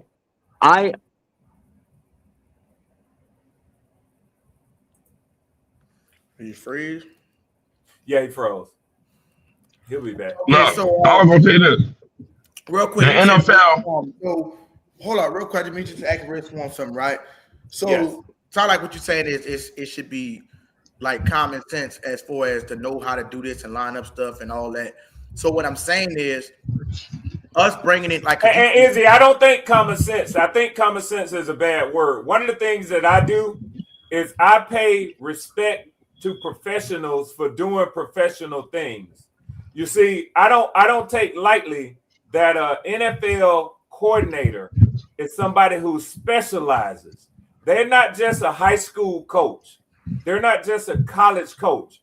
They're getting paid millions of dollars because they have specialized understanding of things and how to create that. So even though they put a product on the field that's very watchable to the layman, it looks common to us, but it's quite complex. Quite complex. No, it is. I would. That's one thing. I would agree with you with. I would even like they're going into the head because it's a lot that goes in the head. Like to me, that's way different than being on the field because it's a lot of different concepts and you got to draw up a lot of good repetition and plays, and that's you know what I'm saying. I'm still learning and studying different playbooks and all this stuff like that, schemes. But what I'm saying is like you can speak for yourself because y'all got the best running back in the division. So I'm saying by y'all having the best running back. We have the best running back in the NFL. In NFL, right? And that sets up having a good running back, just a good running back. Even when y'all had like Tyler Algier, having that it sets up the passes, opens up so much in the passing game. And ETN, my thing is ETN being a good signing, bro. That was a damn sure good pickup. Why go wait and try to go get another running back when you already could get one? I agree with you. It don't make sense, bro. Like the running back, bro. Our highest running back was 472 yards, and that was Alvin Kamara. He was injured. That's not even Alvin Kamara. Is not even that type of running back. If you know anything about Saints football and Saints history, everybody knows when Alvin Kamara was drafted, he never had the more touches on Ingram. He never had more touches than Latavius Murray when it came down, because he wasn't a bona fide rushing back. He was a scat back, catch it out of the backfield. When he did more of his damage in the passing game, and then sometimes he'll get in the run game. But what I'm trying to say is, he said he's not pacing up for a chess match. Bro, that long move, I don't think, bro, I disagree with you, bro. The dude is hella smart, bro. It showed out last year. It showed last year. I hope people will at least be fair with me when I say that I know for a fact that I have been congratulatory towards the Saints in the offseason moves that y'all made. Right. And to be honest, I've been congratulatory towards the Panthers as well. For those holes that were obvious, those glaring holes that you had on your roster, y'all made significant efforts to shore them up. The running game for y'all, which has traditionally been good with Alvin Kamara. Although he hadn't gotten over 1,000 yards, he's been one of the biggest threats out of the backfield in the NFL since he joined the NFL. Exactly. So y'all's rushing yards, like you say, Izzy, were way down last year. What did y'all go out and do with your biggest tech spent that you spent in the offseason? You brought in the second largest running back prospect, because I still think that the guy from that Kansas City got was the number one running back prospect. But regardless of that, y'all went out and addressed it aggressively. You brought in Travis Etienne, and I have told you that was a significant and a very good signing. Can I just say this? Yeah. I mean, but the only thing that I was trying to just allude to is I'm more comfortable with the decisions that my coaching staff has made with addressing, just like you said, the problems that we had last year and trying to at least, fix those problems, which gives me more optimism than what I had prior to. Because last year, I didn't have this same optimism. Last year, I didn't have this same, and years before that. Kind of just had a run it back mentality. I heard that's one of the first things you said. You said that they kept the old players, and it was like, run it back. Let's see what happens. Right. And and you know what? We've been doing that. We've been doing that for 7 years. Yeah. We've been running it back and running it back and running it back, and that got us. You were clear. I heard that when you made that first step. None of y'all bitch ass niggas coming in here talking about y'all delusional ass motherfucking Steelers fan. Y'all niggas is delusional, bro. Fuck out of here. Just with that being said, I just feel more optimism now about where we are now, since we have some areas that we've solidified, that we can be a little bit more aggressive about moving forward versus where we were last year and prior to that, because at least we know certain positions we have solidified. You know what I'm saying? And now they just would it be wrong if I have a wait and see attitude about this thing? I'm sorry, say that one more time, my man. Hold on, let me put my volume up. Maybe you can hear. Hold on, give me a second. No. All right. I said, would it be wrong for anybody to have a wait and see attitude about this thing? Oh, look, let me tell you something. Let me tell you something. Every time you come on and you say that, I respect that, because believe it or not, in the back of my mind, I have that too. I have that, you know what? I'm going to wait and see. But at the front of my mind, I'm thinking, you know what? He's doing things that not even Sean Payton has done. So which gives me that optimism. But like you're saying, I agree. Look, first of all, I agree with you. I like the way you put shit down, DeRay. I'm just going to tell you, I'm a Falcons fan. But I like the way that you line up your argument and that you present it, man. I got a lot of respect. And I've heard you on before. So this is my first time being up on the pod with you when it's been live. Man. I because I respect everybody's opinion, and everybody's opinion is valid. And everybody's look, first of all, for him to say, you know what, I'm giving you guys 7. You know what? I'll take that 7. because at this point, nobody have played. Somebody could get hurt in the first game, and that can change the whole dynamics. We saw that happen with our center. So with that being said, I respect when you say, I give you 7. All I'm saying is, okay, with that 7, I'm just going to add 3 more to that. That's not saying he's wrong, because his optimism, that's his optimism. And I feel, in a sense, the same way, bro. I can't call playoff. I can't call Super Bowl. I can't call, but I'm not going to call against it, though. I'm not going to put it in the atmosphere that I'm going to call against it. But I am understanding how he feels, because I feel the same way, bro. Look, they haven't played one game yet. They haven't put the chemistry together yet. They still have things that they have to work out. How do we know even if Tyson go get in the game? Bro, I have all those thoughts. We all have all those thoughts. He gonna play. Bro, He gonna play. I give Izzy them a hard time, but he gonna play.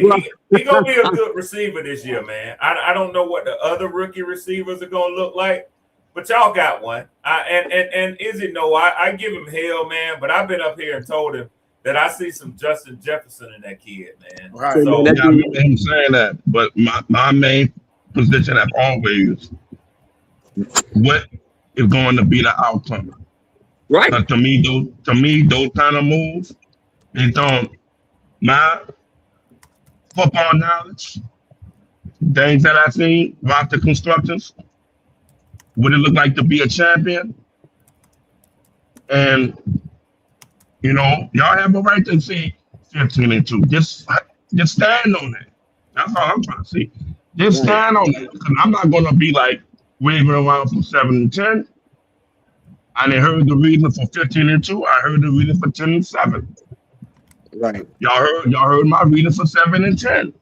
I don't think Izzy was being serious when he said 15-2. I done been on the pod enough with Izzy. Now Izzy gonna tell us. Well, hold on, Rashawn. Izzy gonna tell us he was being serious. He gonna tell us he was being serious, because if it fuck around and happen, he don't want nobody to say that he wasn't being serious.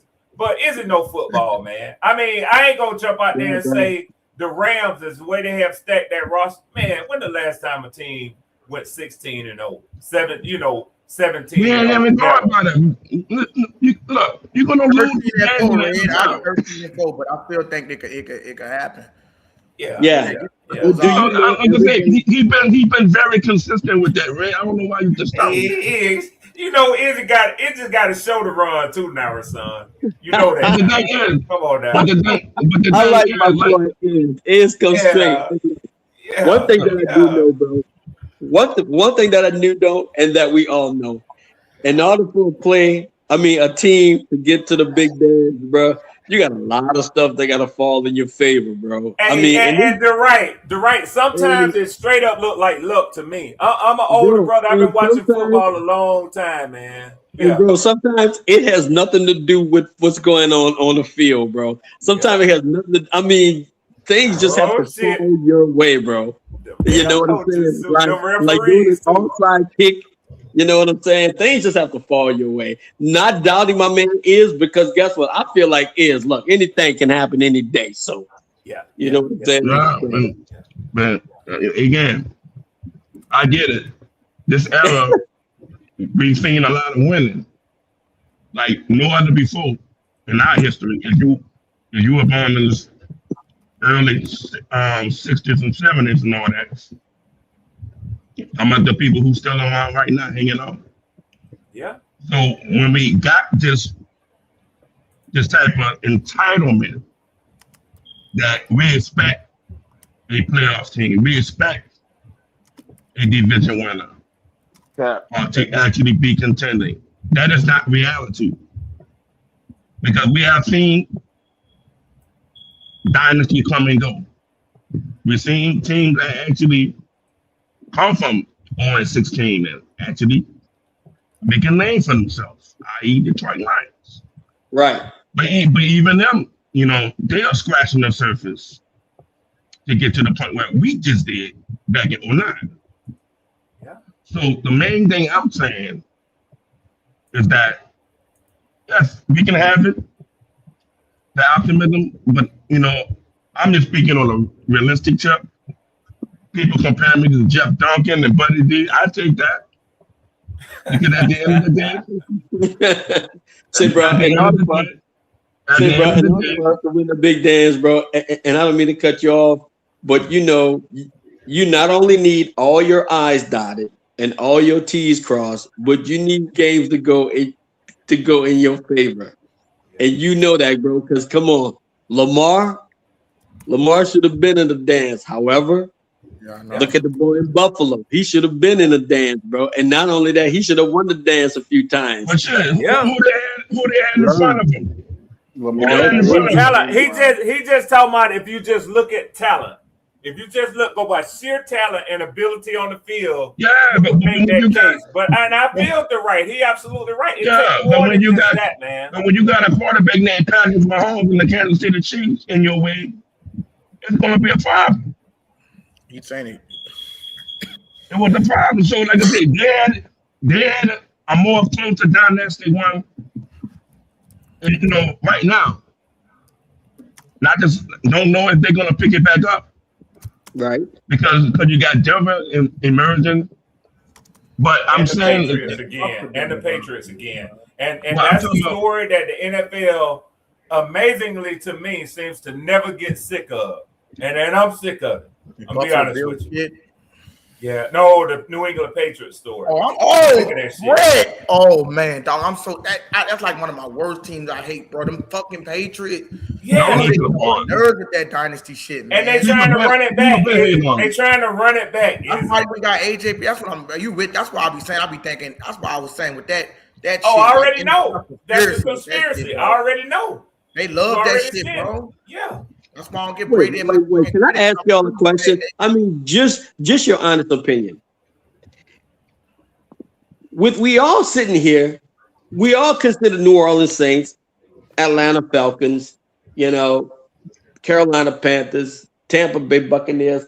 We're considered small markets. You know what I'm saying? When it comes to the NFL, isn't Boston a small market?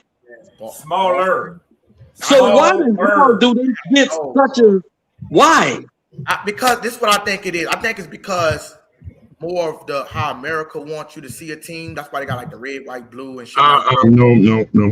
Kind of like, hold up, let me get it out.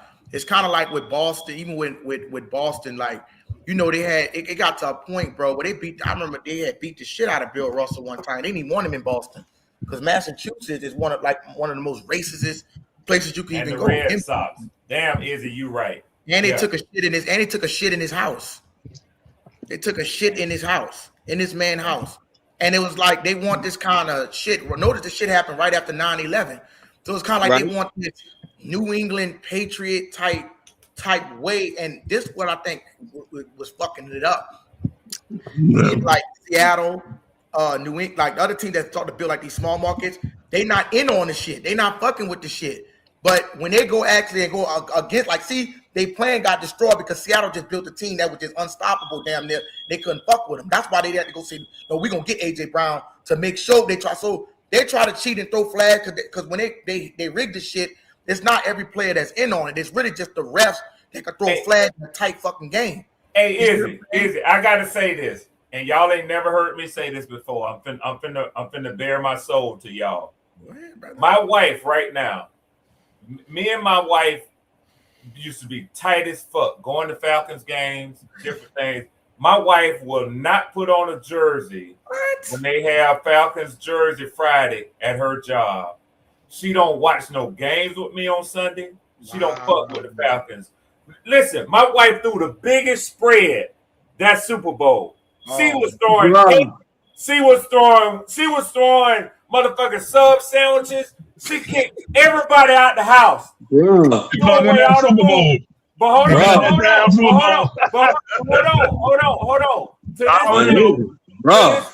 To this day, my wife don't fuck with Arthur Blank or Matt Ryan. Y'all heard me talk about how excited Matt Ryan. She said that they sold out that fucking game. They did. Red. Let me say this right quick. Let me say this real quick. As much as it pains me to say this, Red, and just because with the rivalry or whatever, I got to be real, bro. They gave Brady that shit. Come on, man. And Atlanta, I'll be honest with you. this might fuck somebody up. Now listen, as much as I hated the Falcons, it was a little different back then. I actually wanted y'all to win that shit. The reason being is because Tom Brady, bro. Hell No, yeah, I wanted y'all to win and that. that bitch Tom Brady. And My hatred for Tom Brady outweighed the hatred for y'all. Like Tom Brady to me was just the ultimate cheater. And I was like, even though I don't fuck with, you know, I kind of like for the NFC South, like show them motherfuckers that dude we could take anybody, take that motherfucker down. And I'm like, I was actually, and listen, I know I'm that same thing, but I was mad. I'm like, man, that's fucking bullshit. I was happy. Everybody know. I was happy. Everybody know, bro. And I get, even though I get that. When I was young though back then, man, I was like, and just coming up. Bro, everybody know, even though that we have our rivalries, when it comes to like those games and we not there, we like, okay, we need you to go into that playoffs and we need you to represent the NFC South. You know what I'm saying? And when you go to when you go to the dance, we need you to represent the NFC South. Yeah. I mean, look at what Pam and Whammy said. That's sharp as hell. Go ahead, hey, I'm keeping it real. I wanted y'all to lose, Red. I'm not gonna lie and be nice. Oh, I know wanted y'all did. to lose. I know you did. I was happy. I was knowing you should have seen me. You'd have thought the Saints was in the Super Bowl. The way I was Yeah, the party. Talking about I wanted y'all to win. But I wouldn't expect nothing else from this nigga GR3. Hell no, nigga, I was in here. Because I watched that bitch Matt Ryan win that MVP and they give it to Drew Brees. So that's you don't understand. But I was in here with a spoon beating on the pot. You feel me? How happy I was that you lost. You feel me? I still think that anything around Brady. It was so bad. Look, Red. It was so bad. I was going on YouTube to see live reactions for Atlanta fans losing the game. That's how bad it was. Losing them damn That's bad, man, because that done fucked up people. Just like you said. Yeah, I seen that with the Saints fan. Not watching game. That's kind of. But I'm gonna tell you this though, because I came in on the end, and I wanted to say something. But that happened like to me, real quick, y'all. Let me say that happened to me. Like, see, that's what I'm saying. Like, like when I watched that. Try not to get emotional. That shit almost put me on a stretcher. I ain't gonna lie, the NFC Championship, because that's one thing I don't value myself on is cheating and getting over on a motherfucker. Integrity. Like if a motherfucker was gonna win the game, bro, let it be as it was gonna be, bro. Like for you to sit there and like nobody, let's be honest, I just like the Chiefs, that shit that they kept doing, I could not stand. The Patriots the worst team. I hated because I'm like, this dude is not that good. Like that, he just get the best defense, the best teams, and them bitches go every year. And how the fuck is you doing that in the NFL? It's not like it's college where you could keep recruiting, you know, certain recruiting. It's like the NFL, they're the only people that could develop a fucking team that's unstoppable. And I'm like, man, that bro, 28, bro, that bro, Atlanta was supposed to win that shit. I ain't even gonna. That was rigged. I think that I'm gonna tell you this, Carolina was rigged. Because I caught you at the end when you were saying about the Patriots. God bless the dead. My dad, he used to work at a warehouse, and they had a guy coming up right after 9/11. And I want people to really listen to this. When 9/11 hit, the man told my daddy, he said, you got college funds for your kids, any of your savings? He said, bet all your money on New England. And my daddy was like, what the fuck? New England ain't never won no damn Super Bowl. You feel me? But he went to his grave regretting it because he was like, think about this. New England won all those Super Bowls after 9/11. And the only team that really beat them besides the Eagles was the Giants, where the shit happened at. And it's mighty funny that both of their colors are red, white, and blue. You feel me? Right. Think about that. Oh, that's fucked up, man, because like Red said, he can't even watch the games and move, you know what I'm saying? Like with his wife, that's fucked up, man. That fucked people up bad, man. Nah, bro. I'm so happy though. I'm so happy. It's the game. It's the game. It's the game. It's the game, dude. It's the game. Say, bro, I'm so happy. Once that Super Bowl was over, bro, I walked outside and I didn't know how to feel. I was like, what the fuck just happened? You can't put up 3 points, like, dog. How you blowing 28 points, bro? I was really like, bro, this I mean, I've never seen a team, bro, just get like that exhausted. I think Atlanta and just decide we're not playing no more. I'm like, what? Bro, how the fuck You know why? Because it was the art of beauty. That's what it was to me. It was the art of beauty. Hey, Ray.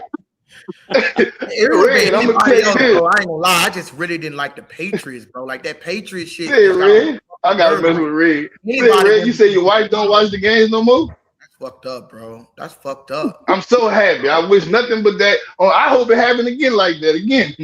You feel me? If y'all never make it. Boy, this dude's stupid, boy. Boy, look. You know what? He reminds me of Jerry. Boy, Jerry hate the Falcons, bro. God, yeah, Lord. Man, you know why I don't hate Red, because Red cool as hell, bro. Yeah, Red the only Falcons fan I can ever clown with. I feel bad. But when you go to Atlanta numerous of times when the Saints played, like a lot of them fans, they fucking horrible. Yeah, and that's why I wish nothing but hell on them. So me feeling sorry because they lost the Super Bowl. Yeah. Me feeling sorry, that was the best thing of my life. You feel me? One of them besides my kids being born. Wait, he said Jack Hunter said, I'm gonna cut you. He said we had the work group bet on the Falcons that year, and at halftime a fool texted and said, we got this bet. Jinxed.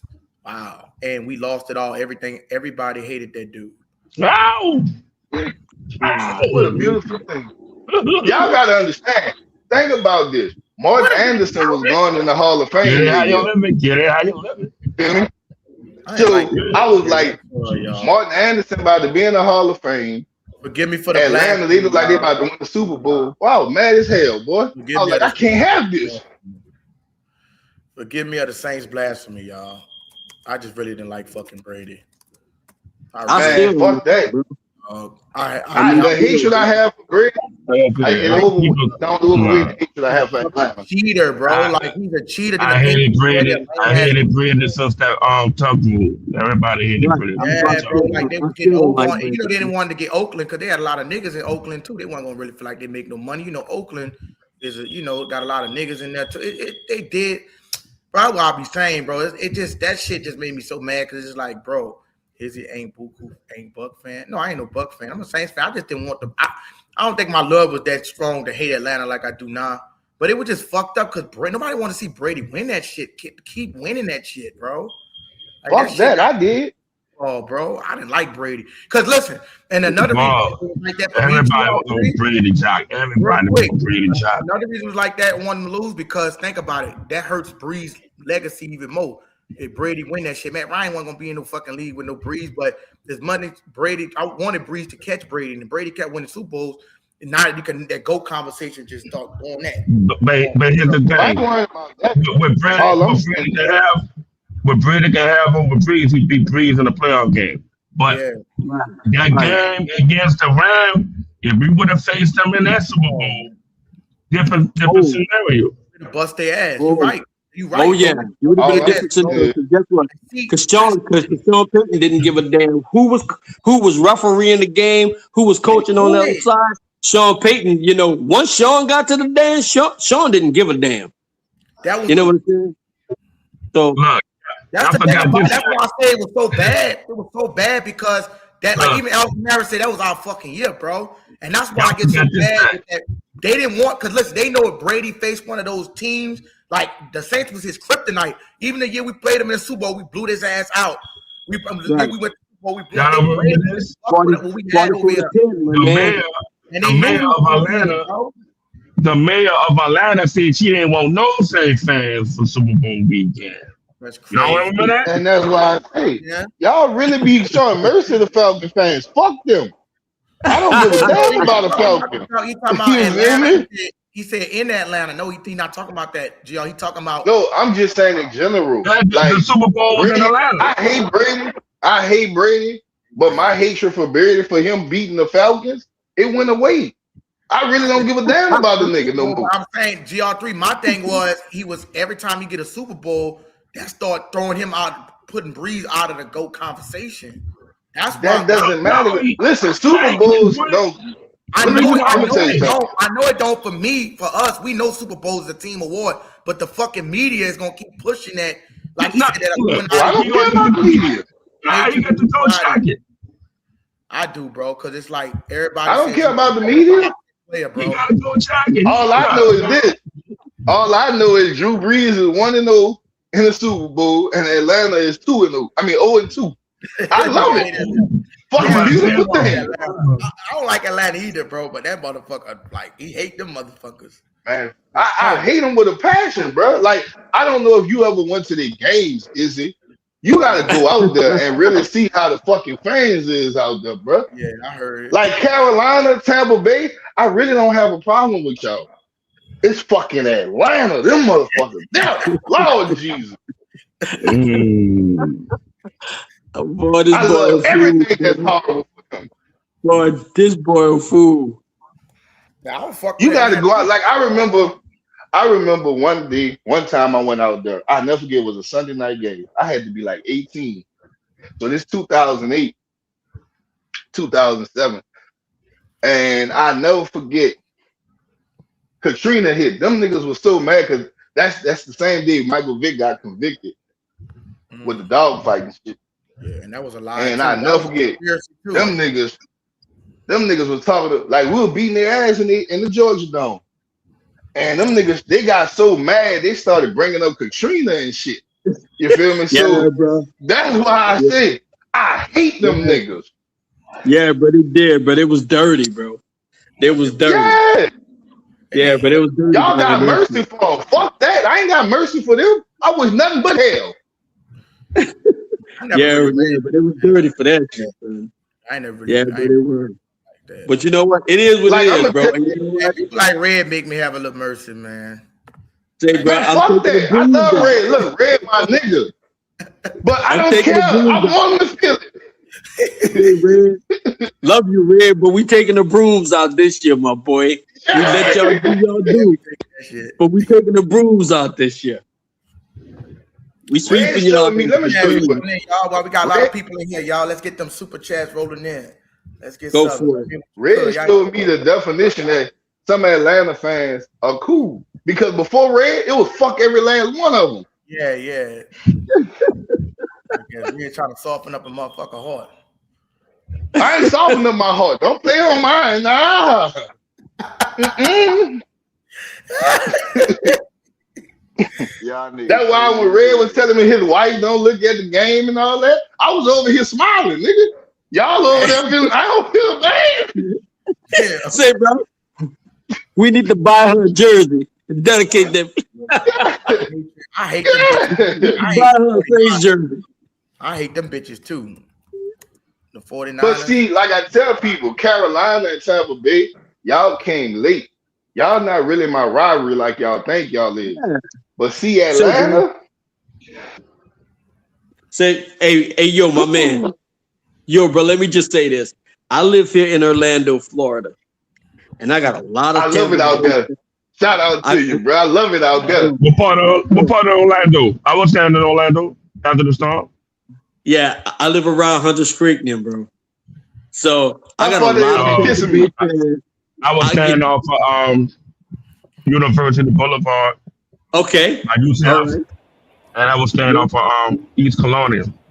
Oh, okay. Look, I got a lot of OTB fans right where I work at because I work at ORMC as a nurse, bro. You would not believe how they are begging to be our rivals, and I tell them all, I'm like, bro, y'all not our rivals, and they're like, yeah, but I'm like, bro, y'all not the rivals. The rivals is Atlanta.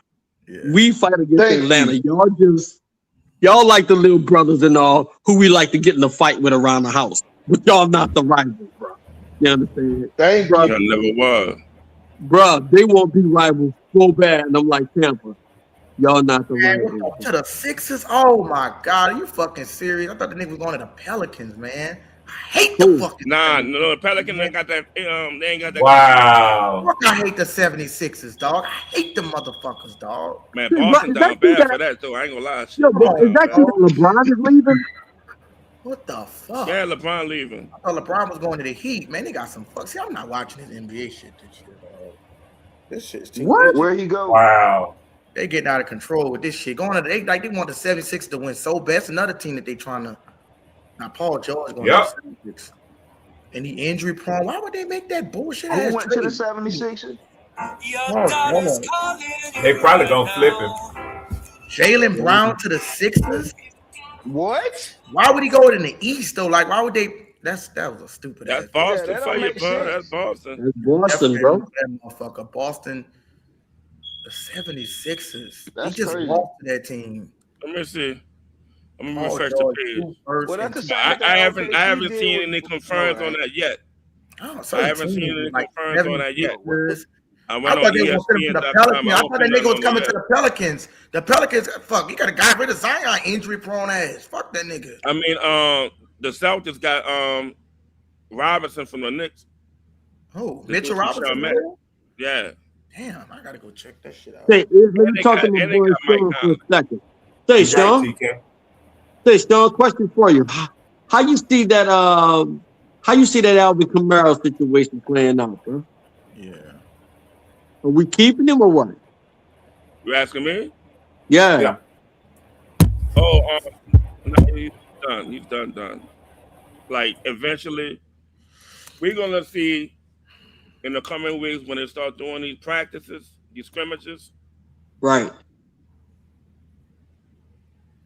it's going to come to a point where he's going to be a hard cut. Financially, or just because of the fact of emotionally, it's just. No, it have nothing to do with emotions. It's business. I'll take Kamara. Send him home, man. Send him back to Atlanta. Send him back to Atlanta. He ain't going to no goddamn fellas. The man will retire before you do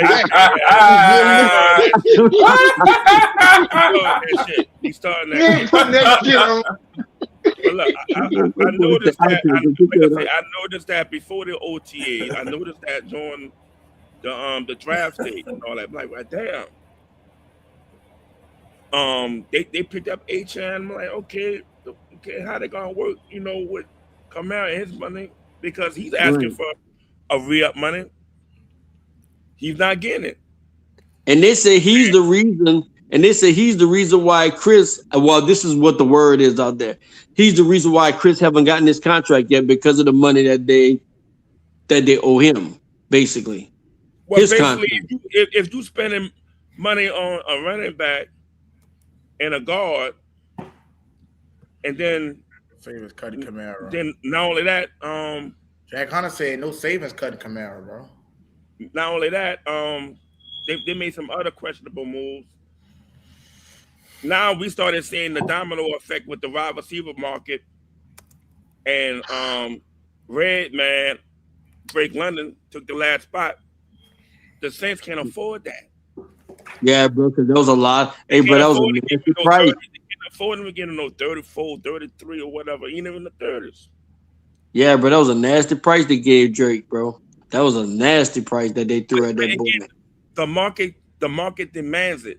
So again, the Saints had the opportunity to get him in the cheap last year. They betted on Olave last year, thinking he was going to last the whole season. The only game he missed was the last game of the season. Right. And they still didn't show him the money. Because so he's still. I'm sorry, what's that? All I'm saying is this: Drake London, and I said this the other day. Drake London missed 6 games in his career. Olave has missed 12. I don't see the Saints trying to match what the Atlanta did with Drake London. I don't see it, and that's just me.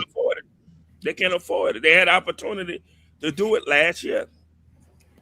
It was on the table. I don't know who bluffed or not. I mean, but can we talk real? I mean, can we talk real as Saints fans though? Can we be real? Is Chris Olave a true number 1 though, bro? No. Look. I don't know. When we drafted, When we drafted Brandon Cooks back then, and we were trying to make him a number 1, until we noticed that he don't have the size and the leap ability to get those 50-50 balls. All he is he's a burner. So that's when we got somebody like a Michael Thomas. So Atlanta got them a 6'4" wide receiver and Drake London. Right. So now we drafted a wide receiver in Jordan Tyson. Right, 6'2", right, 6'2", maybe 2 or 5'2", 10. I give him, you know what? I give him a solid 6'3". Right. On a good day with cleats. But he got hops and everything in that nature. And he definitely have a good eye-hand coordination. He can catch. You give it to him, he definitely can catch. So are we paying Chris that number one when he's really not a number one? No, you paying for the base of the fact that he has put numbers on the board. Okay. Because Drake London, technically, you move him to another team, yeah, he'll be a number one based on his prototype. You know what I'm saying? But I have seen. But he is Atlanta's number one. It ain't that he could be. He is the number one. No, I'm saying overall, NFL, average wide receiver is like 6'4", 198. Right. 4'5" type of receiver. I mean, Olave is like sub 4'4", and he got catching ability. What is he, 6 foot and barely 200 pounds? All he needs is a stable quarterback. You know what I'm saying? He could be lights the fuck out. But is he a number one though? What's his name is a number one for like Cincinnati. He's a number one. He's more of a wide receiver 1/2. He can play the one, but he's not a everyday number one. Because they do have those type of distinctions. See, to me, a number one is whether you double.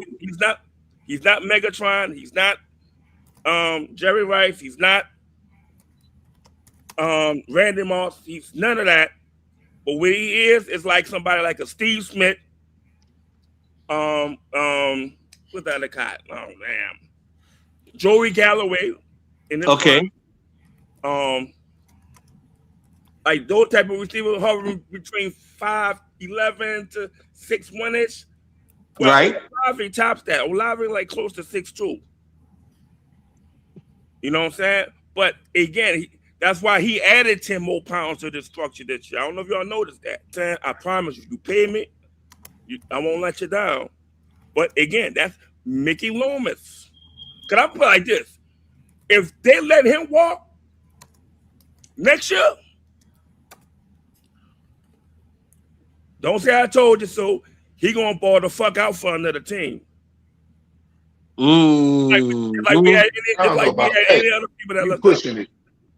I don't know. Hey. He gonna ball the fuck out. I'm telling you, in my mind. Usually when people go to other teams, they usually do they do. So can I ask a question? Yeah, man. What happens if he balls out with us? Then show him the money.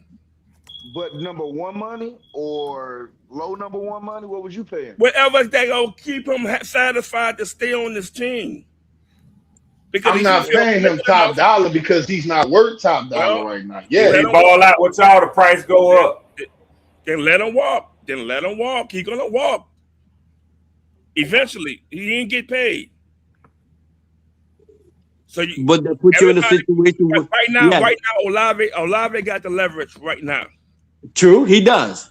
So, okay, you ain't gonna pay me.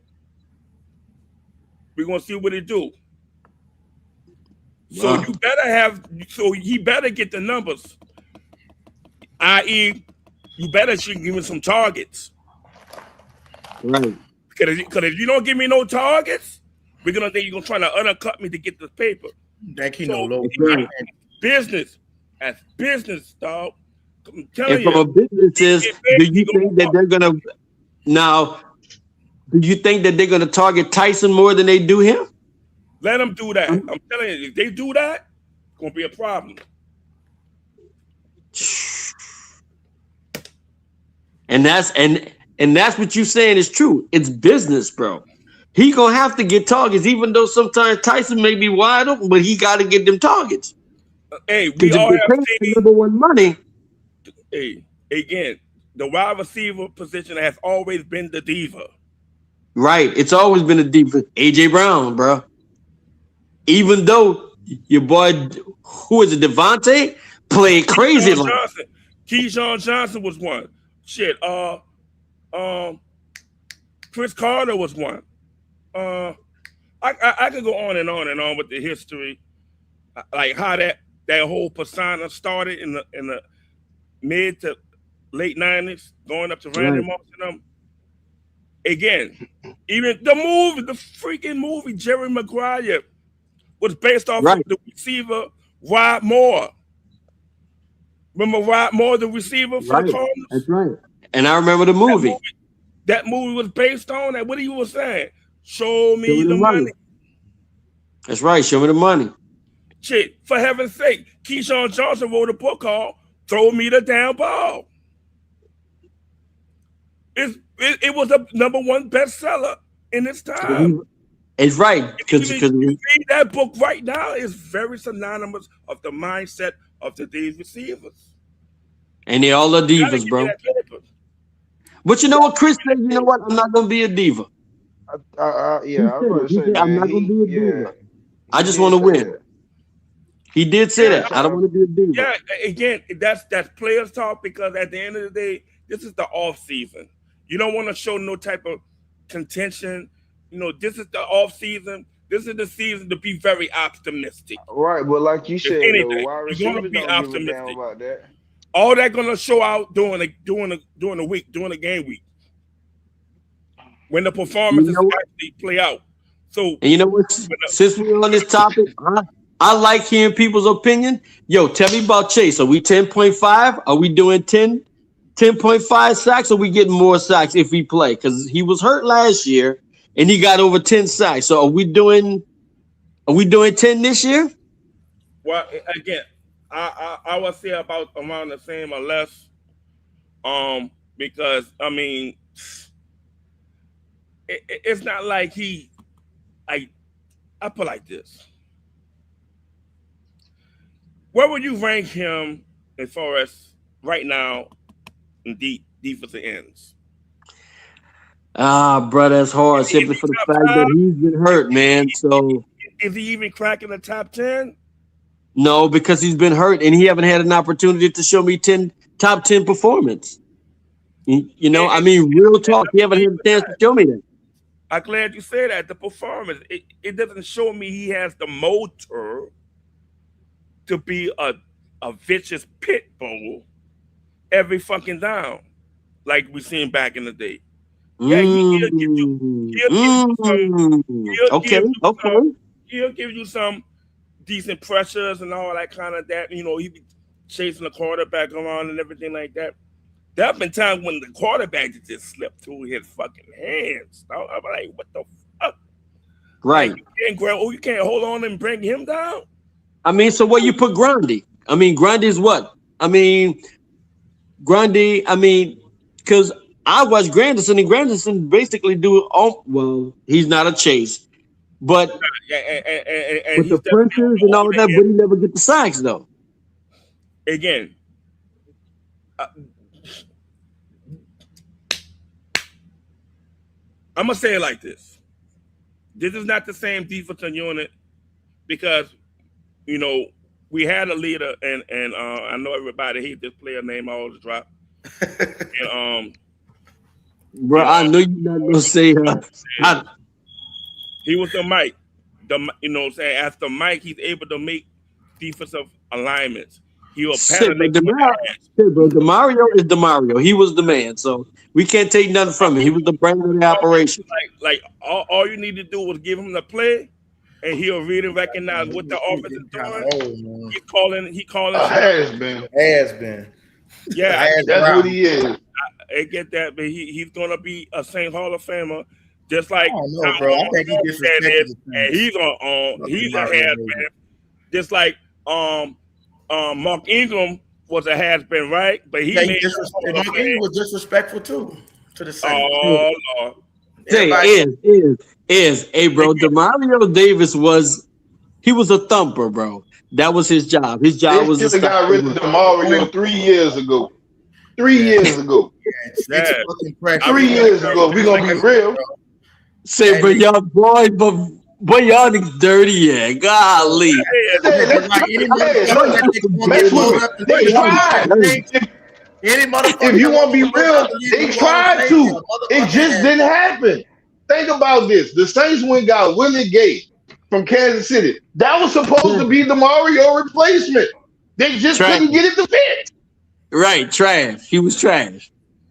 They tried. I mean, and now we're picking up other players that been on certain teams like Tyree Wilson, Anthony Jennings. Like again, I've seen this play before, and what I'm gonna say is this: they got bodies, they older bodies, where they actually last a 17 game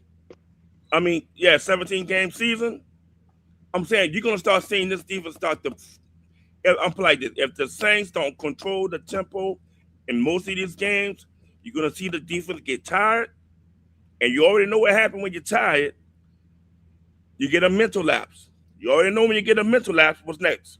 The injuries start to pile up.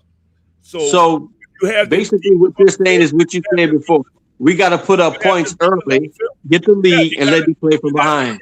Yeah, because you're giving the defense a spurt, an energy burst. Because if you go 3 and out, I don't agree with it. And bringing that defense back on the field, they're going to get shot. Want me to tell you why I don't agree with what he's saying? Because the Saints' offense wasn't moving the ball last year. The defense was still ranked high. You feel me? We did do a lot of 3 and outs. Yeah, we gave up a lot of y'all. Look, plain example. What is she talking about? The Chicago game, the Seattle game, the LA Ram game, the Tampa Bay game at Tampa Bay. Even though we may have won that game, but even from that point of example, it almost. So I'm gonna say this, Rashawn. The games that you named, the offense wasn't doing nothing new. But guess what? You need a complementary offense to complement a so defense. Man, but that's why I say I don't agree with your take because the offense is better. They got more players than what they had last year. The defense shut down shit last year. Which means that's why you feel more optimistic this year because of the pieces they've been added. Give you more optimism. My point exactly. That's what I'm saying. Like even like they didn't have nobody to the fucking roster. If they had nobody to the roster, I'm with them. Like okay, we don't know. But by them adding on the offensive side, bro, why would they need to add on the defense when they already had the number 4 to sustain certain stalls? Wait, all I'm saying is this, Michelle. Bro, when you say the defense, you're gonna need a defense to sustain those stalls from the offense. But this is what you said originally, Rashawn. You said that the defense get tired. What I'm saying is the defense didn't get tired last year, and the offense was fucking hot. No, you trying to overtalk me. Listen, how? You know what the Saints defense was ranked last year? Yeah, think about this. My point exactly. Look, defense was ranked top 10. It didn't have much to do with, and to be honest with you, that had very little to do with DeMario. My point exactly. He don't. Did I ever say DeMario to do with DeMario? He is the. This is what I'm saying, Michelle. He is. I respect that. When you say he put people in positions, I respect that. He does do it. He was calling shots. And right. Look, at the end of the day, I'll put like this. All Brandon Staley had to do was run into the mic and give him alternatives to make certain audibles on the fly. Right. That's a big responsibility. I don't think that's too much DeMario. I think he could do that with any linebacker, if you ask me. Again, because the kind of defense. But the fact of the I'm gonna tell you why. Because the kind of defense that your boy Staley runs, is basically not that hard. There is something to what Rasan said though, because the Saints ranked 27th in the league in average time of possession last year. Which means that well, this is what I'm saying, Red. Hold on, in a 60-minute game, the less time that your offense is on the field means the more time that your defense is on the field. Exactly. Now, this is what I'm saying. Now I'm about to double back. You let that happen this year. This is what You let that happen this year. this was his original statement. He said the Saints defense was tired. What I'm saying is they still was ranked high with a bad offense. They're the added pieces where they're gonna have longer time with possession. Y'all, could you shut up and let me talk, bro? No. All I'm trying to tell you is this. You said the Saints defense gonna be tired, and I'm telling you, based on last year, the Saints defense was a top 10. You feel me? What I'm trying to tell you is, how could they get tired with a bad offense when they already added pieces to the offense? The offense is gonna be way better than what it was last year, and it was a top 10. So even if their offense not picture perfect, it still would be better than what it was last year to make their defense even more better. They'll be able to feel more. That's all I'm saying. Okay, well, let me try to answer this. Okay. Words in my mouth. I didn't say that. First okay, of all, so what Rashawn is basically saying is, Red just introduced what was my main point, and I throw this in already. The TOP. If the offense is stalling out and they only every possession off a stall out, 3 and out, that's called a stall out, and you only last 45 seconds per possession of a 3 and out, you're gonna tire your defense out. Okay, but they did it last year. This year, let them do that. Let them do that again this year. But why would they do that though? Players, why would they do that? It's gonna happen worse. Why? Okay, well, let me say this. The reason, all right, last year, number one, you had 0 running game. None. Because Alvin Kamara cannot run between the tackles. And Taysom Hill, when we did try him at running back, he was a complete failure. So with that being said, and the pieces that they have added to the team, as far as HN and those and the line pieces, do you think by chance we may have a better chance to occupy more of the run game, maybe 3 or 4 yards, since we didn't have that last year? That's up to your head coach / play caller. Right. Like we've added 2 more blocking tight ends, which solidifies the line that gives us the ability to run at least 3 to 4 yards per carry. Don't you think that? So based off that alignment, what they call it, the 13-man alignment. So yeah, right, 13 personnel, 12, 13 personnel. You think they're gonna want more of that, or more of a shotgun system? I don't know. And see, I can't be 100% sure. I don't know. Kellen Moore is shotgun heavy.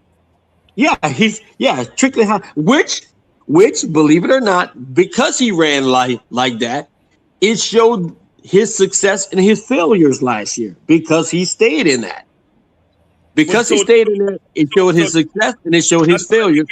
So that means in order for you to rush the ball, you got to be under the center. Right. Which they did do, but it was only like 15% of the time. It wasn't like, it was under the time. Of the 13-man personnel, that means that when you put that type of alignment on the field, you are actually sending a signal to your opponent. Run the ball. What we are going to do, we are going to run the ball. You don't know if we're going to press it. You don't know if we're going to go to the A gap, C gap, or misdirection. You don't know what we're going to do from that alignment. My only thing is, will he have the patience to run that a lot? Because if he's we don't know. And be patient and like you said, because I play like this. Anybody that, like I said, you watch old school games, right? You can have your best running back, Walter Payton, Sweetness, any one of them. Anybody, Tony Dorsett.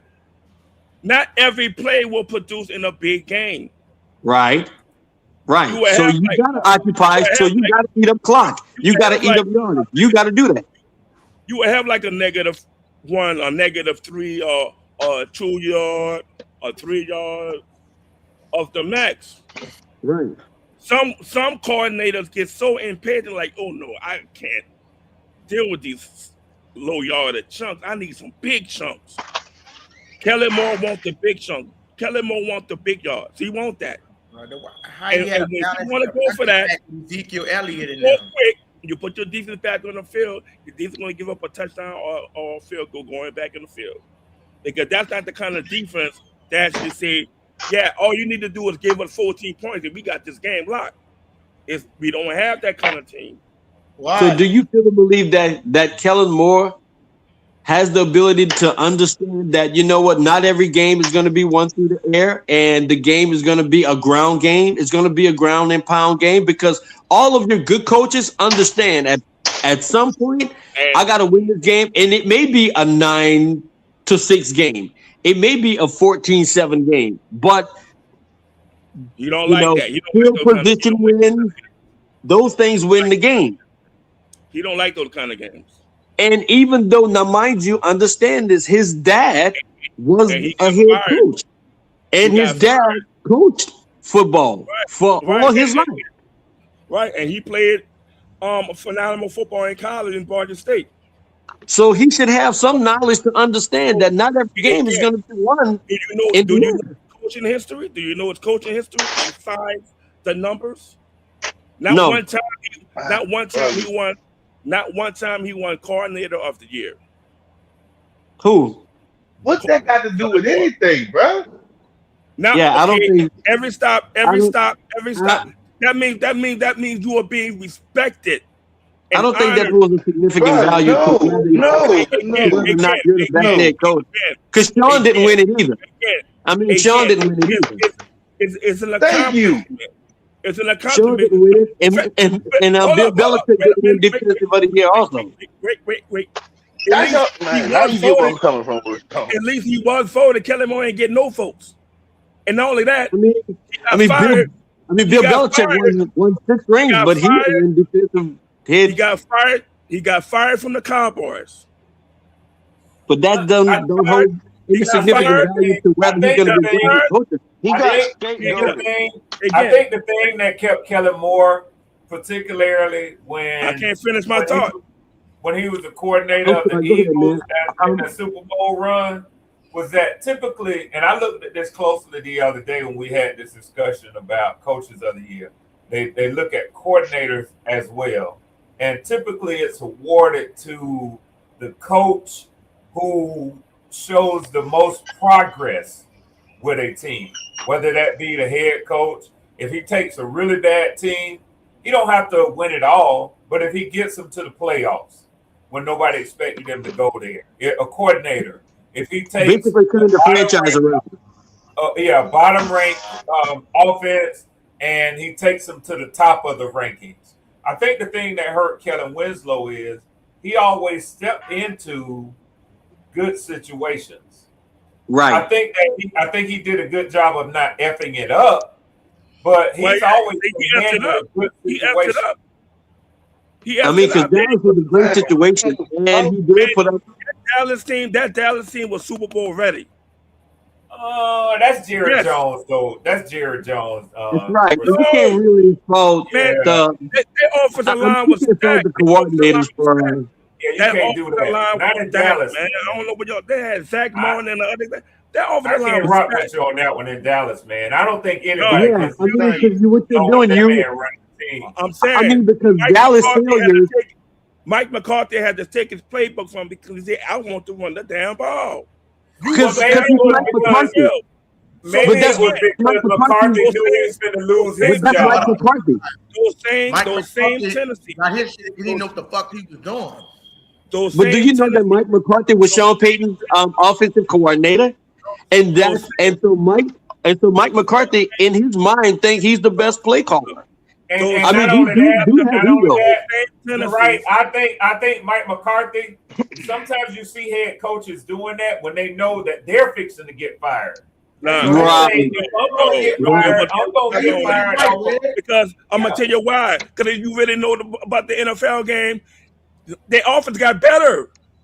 bro. After, But even Dallas, their offense got way better when McKellen left. They already had a good offense. No, they didn't.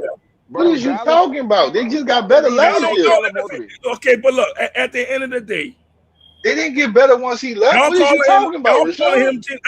I have never heard a coach with synonymous with a genius tag or a success tag based off his track history as an offensive coordinator. At every stop, he inherited ready-made offensive defensive players.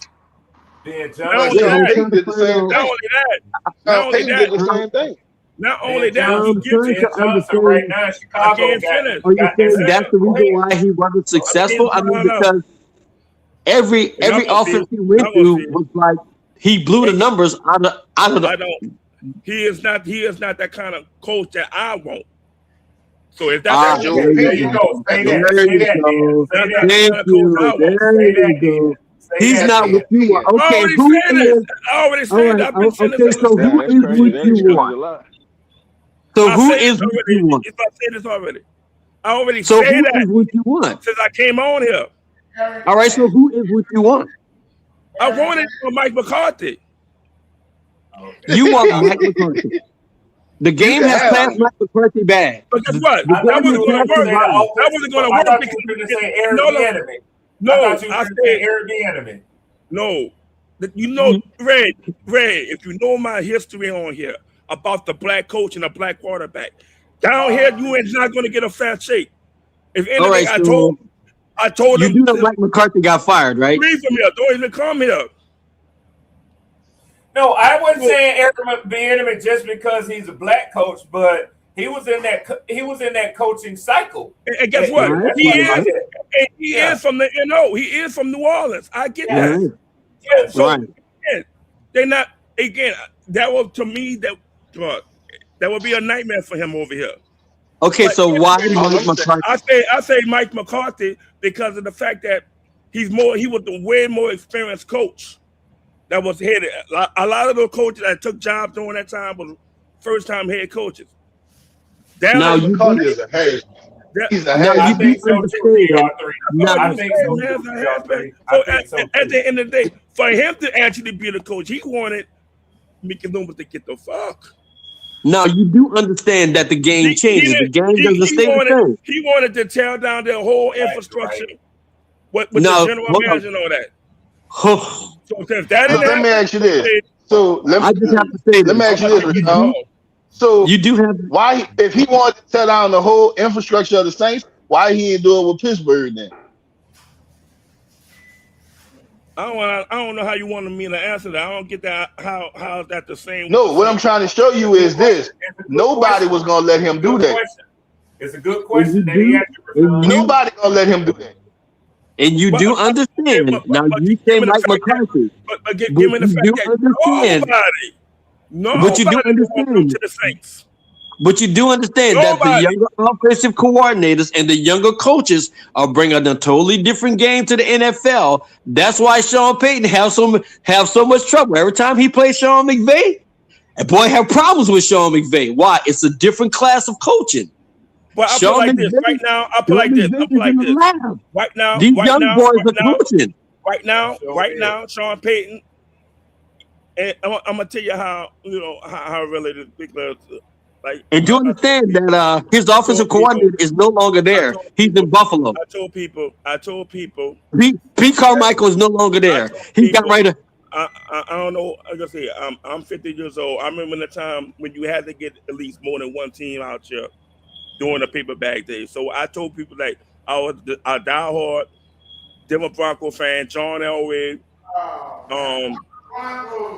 You know why, Rashawn? I figured you out. You know what it is?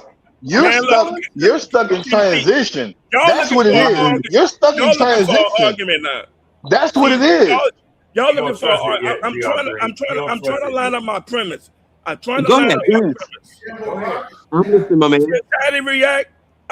Look, I say it just get out of control. Soon I say We something. listening. Go ahead. No. Go ahead. No, Go ahead. You maybe, but other people just blurting out stuff. Well, you know Izzy gonna be on your ass now. Ain't nothing new with that, Rashawn. Again, I will bounce the hell out because I don't got time for that back and forth. Come on, Rashawn. Come on, man. So the thing is this. Rock out. Right now, Sean Payton is in a way more better position he is in any coaching experience he is right now. The Denver Broncos have one of the best defense in the league.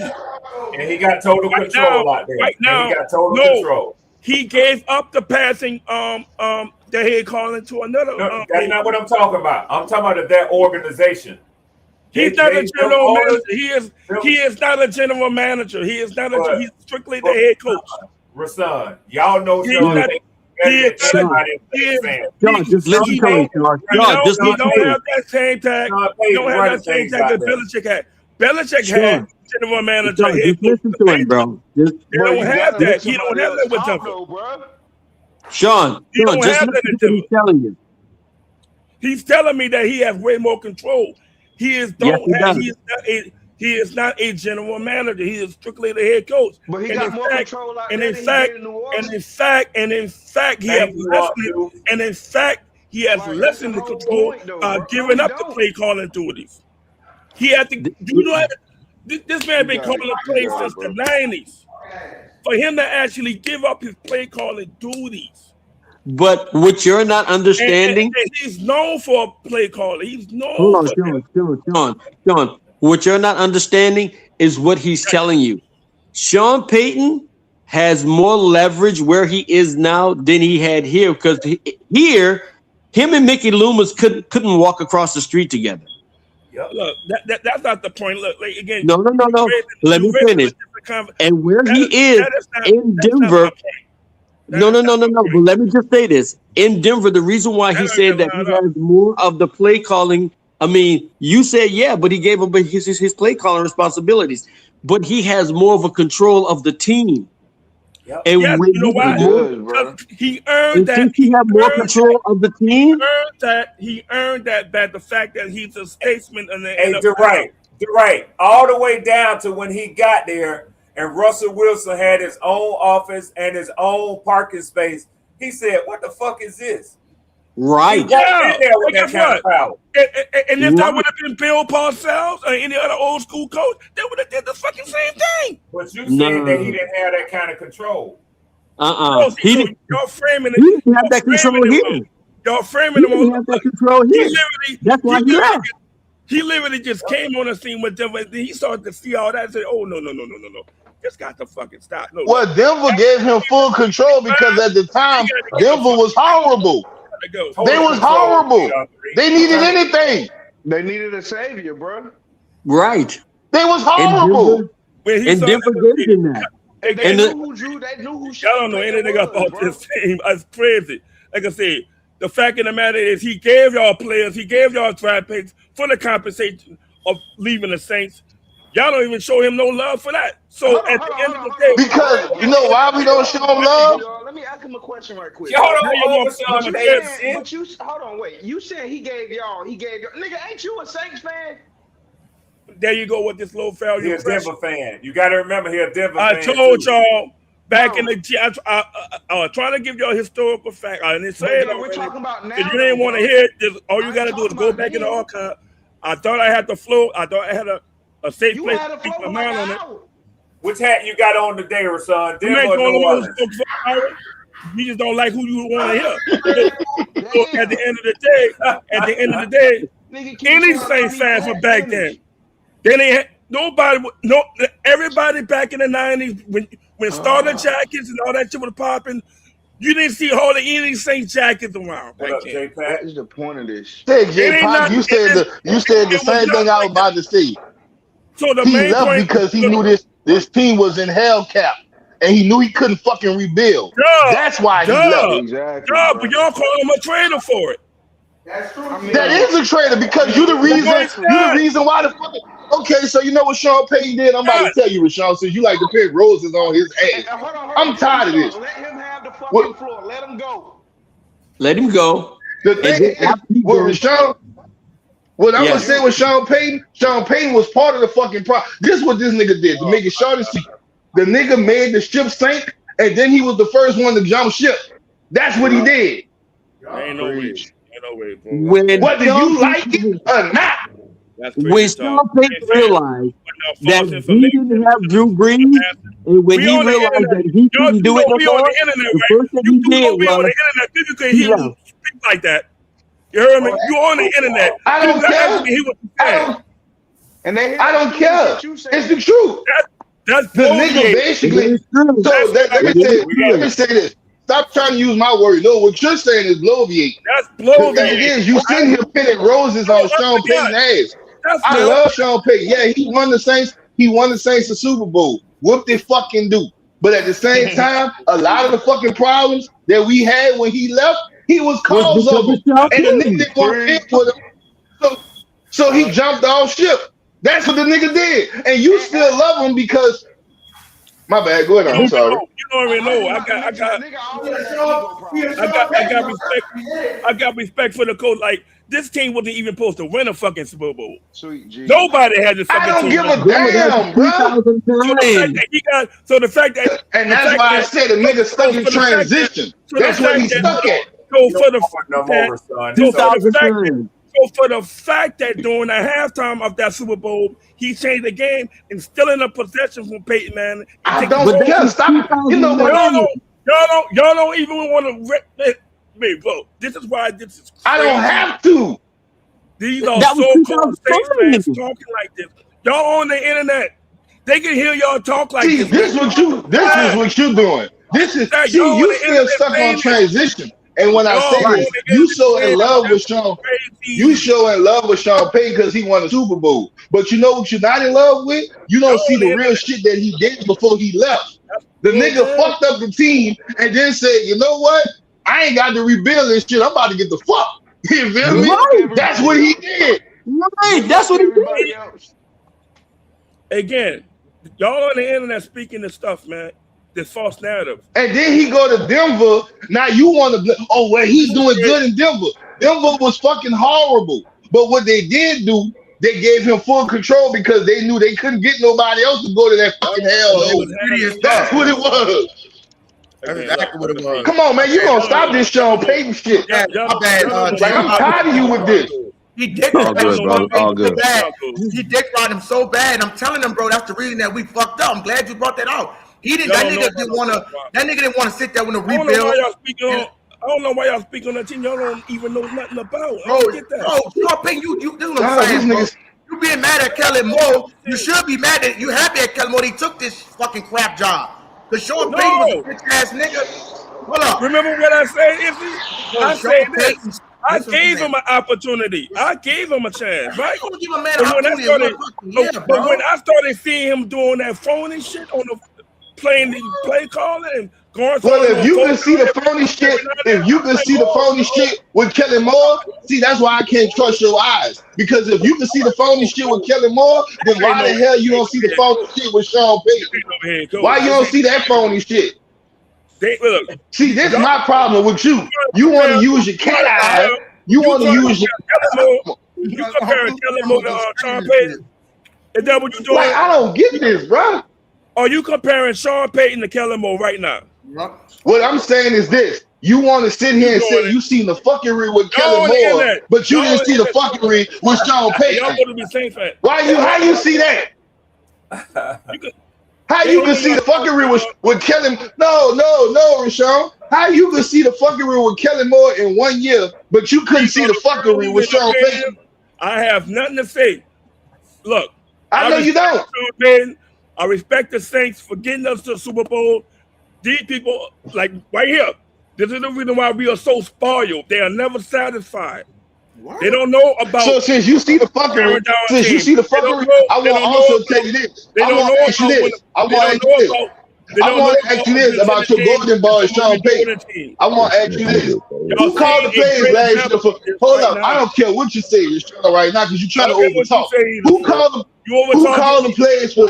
Who called the players for Denver last year? Who was their offensive coordinator? Who called the offensive players for Denver last year? Sean Payton was the play caller. Okay, so why Joe Brady got fired after that fucking AFC Championship game? Damn. Joe Brady with Buffalo. No, listen, not Joe Brady. I'm sorry, Lombardi. Why Lombardi got fired last year? Then I can't have Y'all paid threw him under the fucking bus. that's what he did. And that been his guy Lombardi since he was was his here. fucking Head coaching job. Yes, Lombardi was the offensive coordinator. You threw everything. Now you just said it, quote unquote. Sean Payton called the plays last year. But then why the offensive coordinator got fired last year? Because that dude is a. Well, the end of this year. Say, brother, you But you know see, that fucking, that's why I can't trust your cat eyes. Look, I try to tell you, y'all don't know Denver business. They got a guy named Davis Webb. He was the quarterback coach. They gave him the reins to move up I the don't quarterback care, coach man, off the bro. coordinator. So You again, just proved my point, but see, you I'm don't. trying to correct y'all because y'all making valuable mistakes on here. You're not correcting nothing because see what you do when a nigga put you against the corner, you don't answer the question. Watch this. What's your name, Darren? Why Lombardi got fired at the end of the year then? Answer that question. Is your name Darren or Darren? I don't. He don't want to answer it. Who, me? Yeah, your name. I want to respect you by saying your name correctly. It's Dwight, bro. Dwight, gotcha. Yes, sir. Who is, like, to all the Saints fans on here, who is the OC for the Saints right now? Doug Nussmeier. Offensive coordinator. His father Doug. Doug Nussmeier. Everybody know. Everybody know. Everyone in here know that it's Doug. But what's really your question? So that battery from head coach or offensive coordinator or quarterback coach, how many teams that them two pair together from team to team? How many teams have been on? I'm not expert Sean Payton. Ooh. The only thing that I know that him and Doug did the Eagles together. So I don't know the other history behind it. The Eagles? But is that really the question that you want to ask, or is the question that you really want to ask is, are they an effective couple working together versus him? No. I just wanted to know if they actually know who their OC is. They work together. Well, let me ask you a question. Everybody knows. All right, but let me ask you a question. How many 7-9 seasons Sean Payton went before he decided that he was going to start winning? And who was our OC when Sean Payton was here? How great was Pete Carmichael? Greg Williams. Pete Carmichael. Pete Carmichael been an OC since 06. And how did he do when he had a chance? What about real quick? My bad. What about not even talking about no Pete Carmichael? You trying to say Doug Nussmeier is what? Not good, or better than Kellen Moore? What about all the years, the shitty ass years when we were 7-9? Been in every stop. Hold up. He has been in every Hold stop. up, real quick. Listen, wait a minute. So what? Let me get it out. That don't mean nothing. 2014, 2015, I ain't answering the question fully, so I'm not. Hold on, malpractice, man. 2015, 2016, 2014, 2015, 2016, the Saints had the number one offense, the number two offense, the number one offense. You know what they defensive rank? Because Sean Payton couldn't hire a fucking defensive coordinator? 31, 32, 31. And it was 79. That is not 79. He want to prioritize all. He went 79 4 years in a row. You wrong. Hold up, you wrong, Rashawn. Hold up, wait. I hear you giving. Hold up, Rashawn. Let me get it out, bro. Let me get it out. I hear you giving Sean Payton all. Come, let me get it out, bro, please. I hear you keep giving Sean Payton all this motherfucking credit about Kellen Moore. You keep telling me he can't build a perfect, but the first year Kellen Moore got it straight. The motherfucker. First off, he had a top 10 defense. And we already know Kellen Moore for his personnel. And, bro, come on, bro. I gotta be able to get it out, man. Shit. Yeah, just don't black out on him. He don't let you do that. When you put him on the thing, he don't let you do it. You're not letting me get it out. Bro. No, I'm just saying I'm hearing the tone of as far as no, bro. I'm not gonna crash out on you today, bro. I'm not with that shit. I'm trying to see you to understand what you're saying is a malpractice statement because of this here. The dude in his first year, you ain't even giving him praise on the defense about for hiring a good coach in Brandon Staley, which he's responsible for hiring a good DC. A good head coach is responsible for hiring a good DC and OC if he's not the own play caller. So fuck Doug Nussmeier because he don't call plays. Kellen Moore been calling plays for Philadelphia with Nick Sirianni. That's why the Eagles' offense went from number 8 to number 19. It was a huge drop off. That's why Saquon Barkley numbers can drop down to looking like ETN numbers. ETN literally right behind it because of the system, bro. So I'm trying to show you. Kellen Moore. I got another one for him. Kellen Moore. I got another one. Kellen Moore had Justin Herbert. Don't even try, Dorit. Don't even Sean Payton putting them shitty ass defenses together. What about that? Kellen Moore had Justin Herbert. I would consider Justin Herbert. And what happened? Wait. He got Brandon Staley fired. Please let me say this. I would consider this year. From that one year, as soon as he left Dallas, that 1 year he got the fuck. How did Brandon Staley's defense do that year in San Diego? Because oh my God. Tell me how Staley's defense. So it was all Kellen Moore's fault they lost. I'm trying to tell you, it was Kellen Moore's fault. So tell me, how was Staley's defense that year? Where'd they rank? Just like they holding him accountable for being 16-11. All right. Dude, you can't judge a head coach after 1 year. You can't judge a head coach after 1 year. Wait, I got it. But wait, think about it like this. All right. Kellen Moore has been our head coach for 1 year and a half. And already we think that he has made much better moves. And Sean Payton was our head coach for God knows what, 15 years. And I only know of one draft. That was a good draft. That was the 2017 out of 15 years. He had one good draft. Hey, real quick. Real quick. You're right. He had two. Go ahead, Gio. He had two. He had his rookie. He had his first year too with Reggie Bush, Roman Harper, I think, Carl Nixon, them boys, and Jari Evans, and Mark Thompson. He had two. Hey, in 2023, it was Kellen Moore's fault, where his offense ranked 18th and Brandon Staley's defense ranked 28th. Whose fault it was? But you're right. I'm with you. In 15 years, he had two good drafts. It was obviously Staley. He had Justin Herbert. Justin Herbert is way better than Tyler Chuck. Justin Herbert was considered top 5 on that time. When your defense is ranked 28, you ain't gonna have a good offense. All the way down to the ground. Y'all don't see where Rashawn. Oh, you didn't know how you can kill Rashawn? This is all I'm gonna say. This is how you get this conversation for Rashawn. The numbers on the board. He just said Sean Payton called the plays last year. And when I asked him, then why did if Sean Payton called the plays last year for Denver, then why did Joe Lombardi get fired being the offensive coordinator? You don't want to answer this shit. Could you answer that? Make no sense. It don't make no freaking sense. It does make sense. If you say it, you say Sean Payton. Dog, listen. See, you hear, but you don't listen. Listen. I'm going to repeat it again. The fucking Sean Payton. I'm going to repeat it again.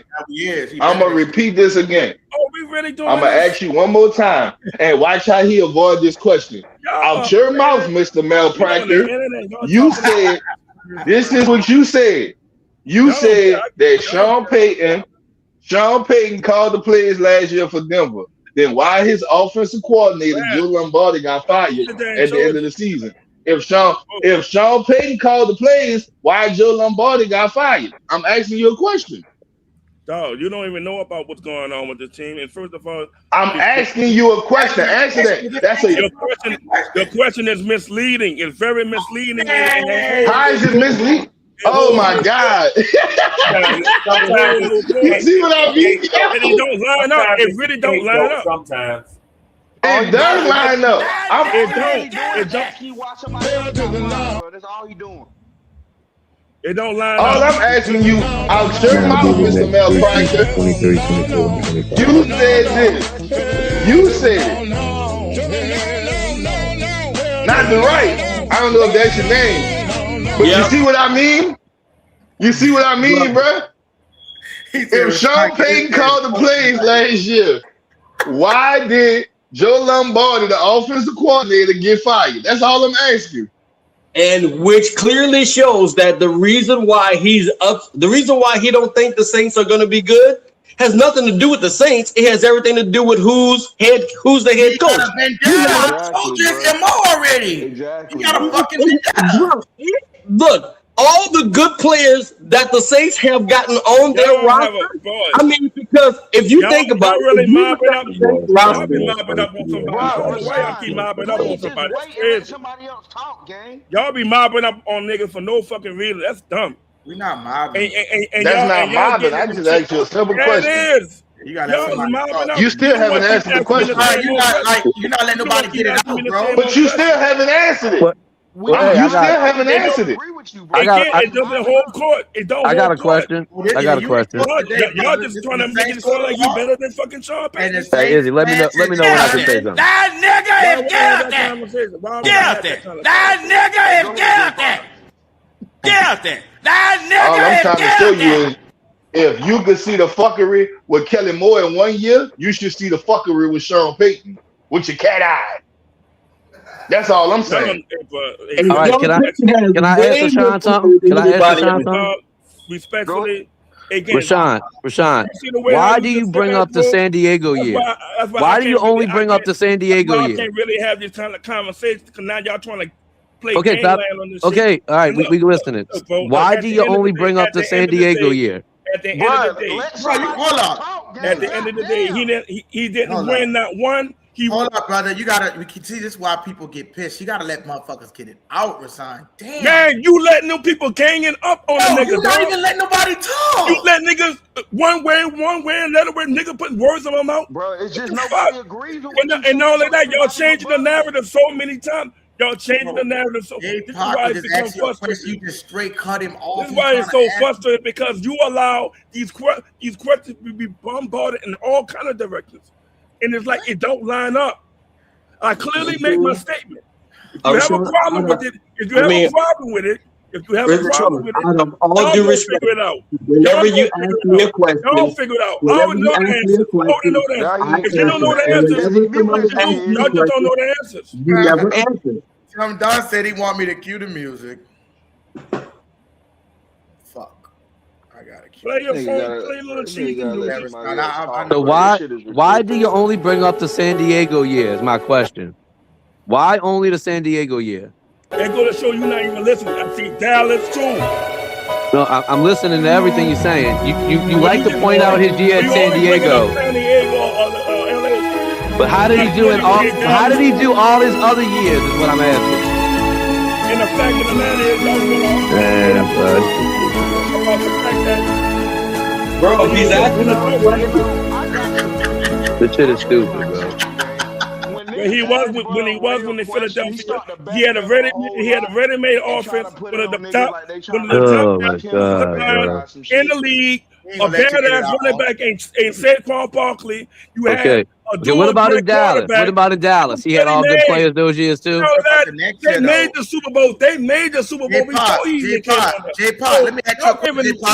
J-Pop, what about the next year when Saquon and them drop off and they get knocked out in the first fucking round? What about that?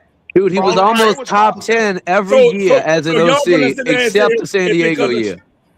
So y'all made it countless of times saying the reason. So you're holding it against him that he took a head coaching job with a rebuilding team. So because if he's got a team already, you say that he's got a ready built team. But since he's got a team that's not ready built, you're holding that against him too. So what should he do? Where should he go? Look, I'll put it like this.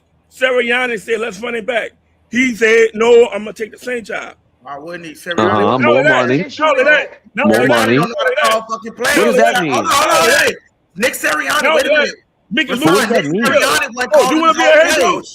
I'll give you Kellen Moore called the plays. I'll give you play calling. So if Kellen Moore goes to a team that's got a great offense, you hold that against him. But if he goes to a team that's rebuilding and he goes 23rd, you hold that against him. So what should Kellen Moore do? Should he go to like a 15th ranked team? It don't make no sense. You're not giving him credit. It doesn't make no sense, bro. First in offense, 10th in offense, first in offense, 11th in offense, 8th in offense, and then 18th at San Diego, which isn't terrible. What's the bad year? What's the reason? You're misleading the public. I'm misleading with facts. With facts. I'm not saying anything that's not factual. Oh, again, you are only throwing in your own narrative to make No, it fit. no, you got it backwards. That's what you're doing. You said that he fucked up the San Diego team. Hey, stop fucking talking, bro. You said he fucked up the San Diego year. My name, bro. I do know your name. It's Rashawn, an idiot that don't listen to nobody. You misleading the public. You said Kellen Moore fucked up San Diego, but you don't want to talk about the other 5 years. They like to fucking twist words around. Bro, you don't stop talking, bro. It's so sad, bro. That's how I know you're wrong, because you don't let nobody talk. And everybody in here knows it but you. I just like to look for an argument. Look at this man on the screen right here holding his fucking face. He knows, bro. He knows, bro, that you don't know nothing. Everybody in here knows, because you don't stop talking. You just don't stop talking. All you gotta do is Google. It's so sad, bro. It's so sad. I feel so bad for Izzy, bro. You let this man ruin your show every day, bro. It's fucked up, bro. It's fucked up. All we do is laugh at this shit, bro. It's terrible, Y'all don't bro. want to ask me questions. Y'all don't want to ask me questions. Because it's ridiculous. You don't make no sense. The only people I've been asking questions so far for people who came late to the party.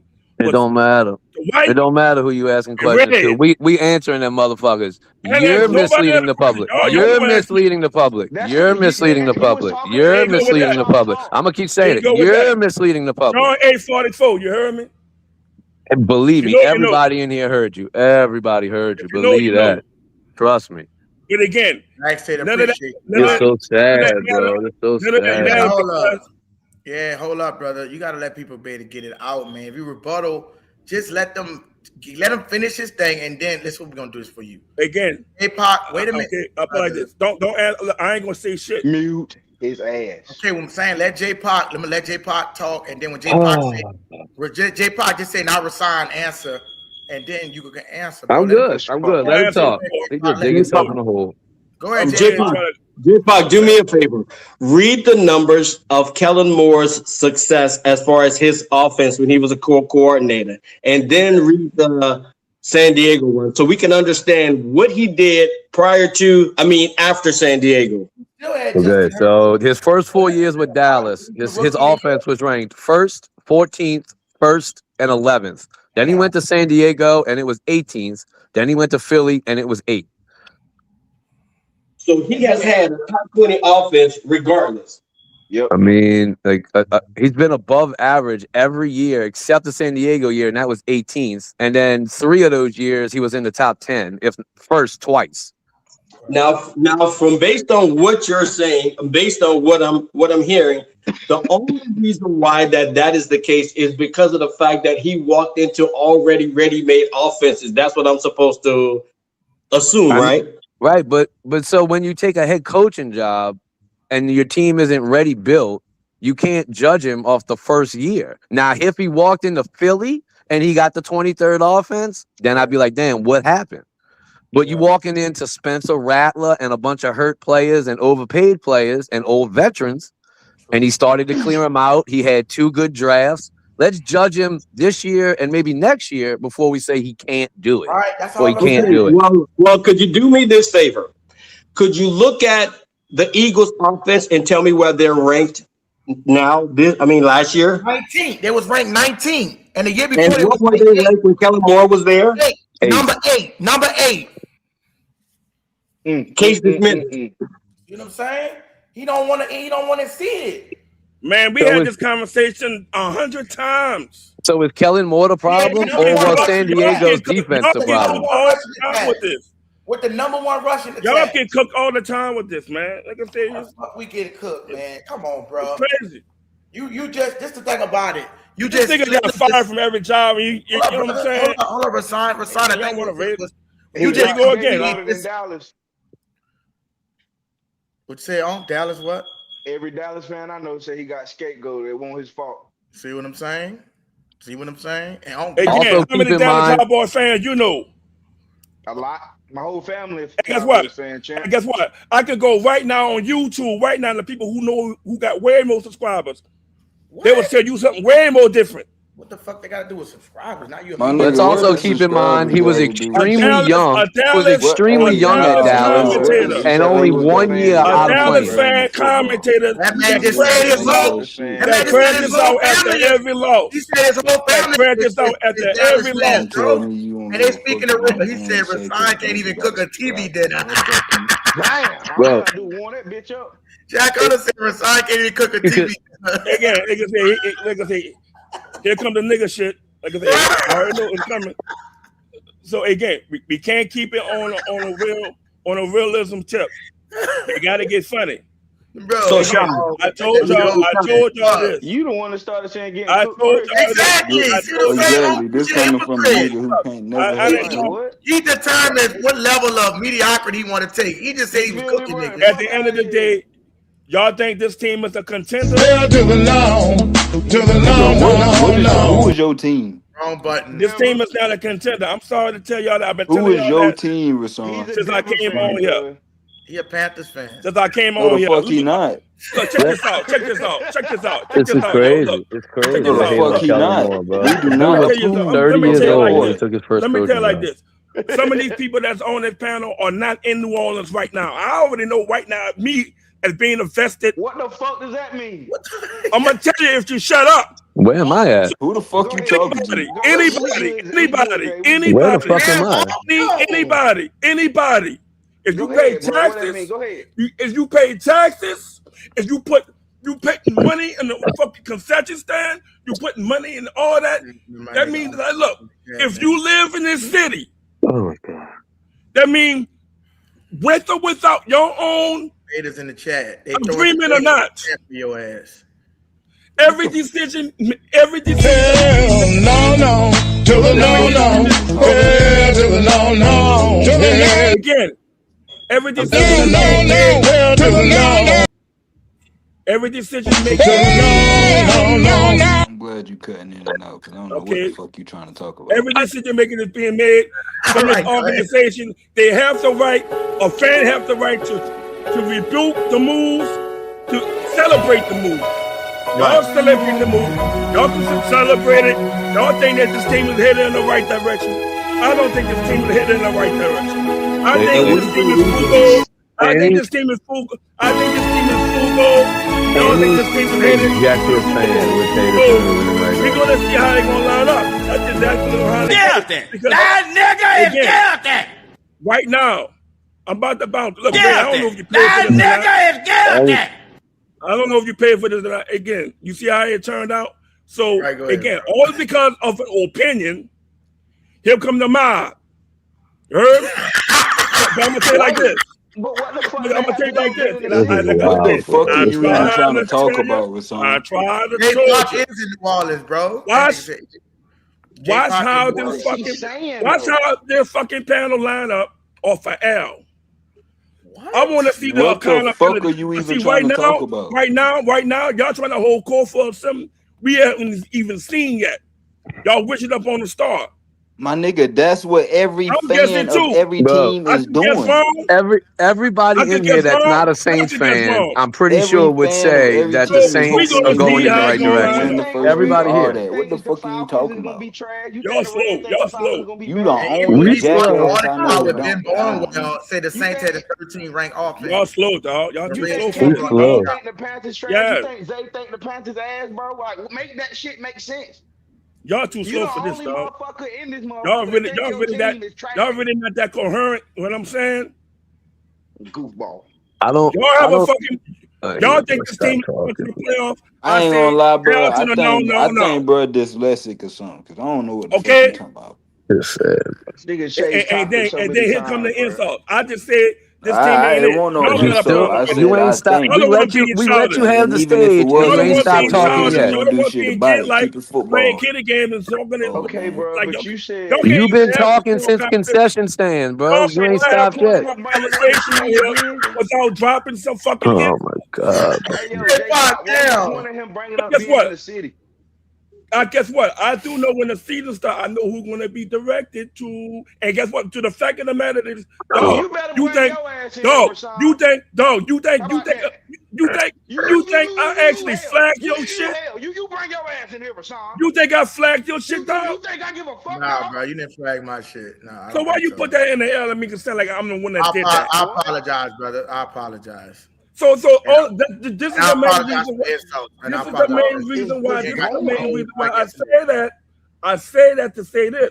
Look, say that to say again, right. even from that message that I gave you the other day, and you took it out of context, I say, look, I don't have no problem with you, right? Only thing I with you is to control that temper, dog. Because at the end of the day, that's not going to be directed at me because at the on end his of the day, show. Okay, you be the main one coming over here acting like you running shit, bro. I'm the only one. I'm the only one that they doing that to. No, bro. You the only one that interrupts the host. You the only one that interrupts the host. You be the only nigga coming over here acting like this your shit. And already here come the millions. Rashad McCants of this already here bro. come the millions. Already here come the millions. But all I'm trying to say is that look, at the end of the day, we all gonna be held accountable for our takes. Just say dumb. I already told you. I told you. I don't know what time it is either. I told you. I was. Hey, I know what time it is. Plenty time. Let's get them super chats and cash apps rolling in, man. We ain't get one in about 20 minutes, y'all. Let's get at least $2, $5, $10. I will show my face if I'm wrong. Get the cash app, man. Hold on, brother. I'm just trying to get a little cash app coming in. Let's get it rolling in, y'all. Let's get some rolling in, man. Shout out to Red Swarm. Shout out to On Deuce. And that nigga don't even know what the hell accountability means. See, there you go with that, but the little kiddy shit, man. Let's get the. Well, sorry, can we get the super chats rolling in, though, brother? We're gonna see. Like I said, we're gonna see how it rolling in. Let's get it rolling in, y'all. Again, I'm not a Saints fan. Hey, Sean, out of everything, I've always respected your opinion, my man. And the only thing I ever wanted to know is I needed to understand why you felt the way you felt about this team and about their success. Hold on a second. From years of being bad. About some of the things about Sean Payton and what I clearly get an understanding that, and I may be wrong, and I leave myself open for you to correct me. But based on what you're saying, is the reason why that you are holding Kellen Moore accountable is because he doesn't have the pedigree of Sean Payton. Am I right or wrong? I'm holding Mickey Loomis accountable because he's telling his team and he's telling the fan base, that based on the certain moves they're making, that this is not a rebuilding team.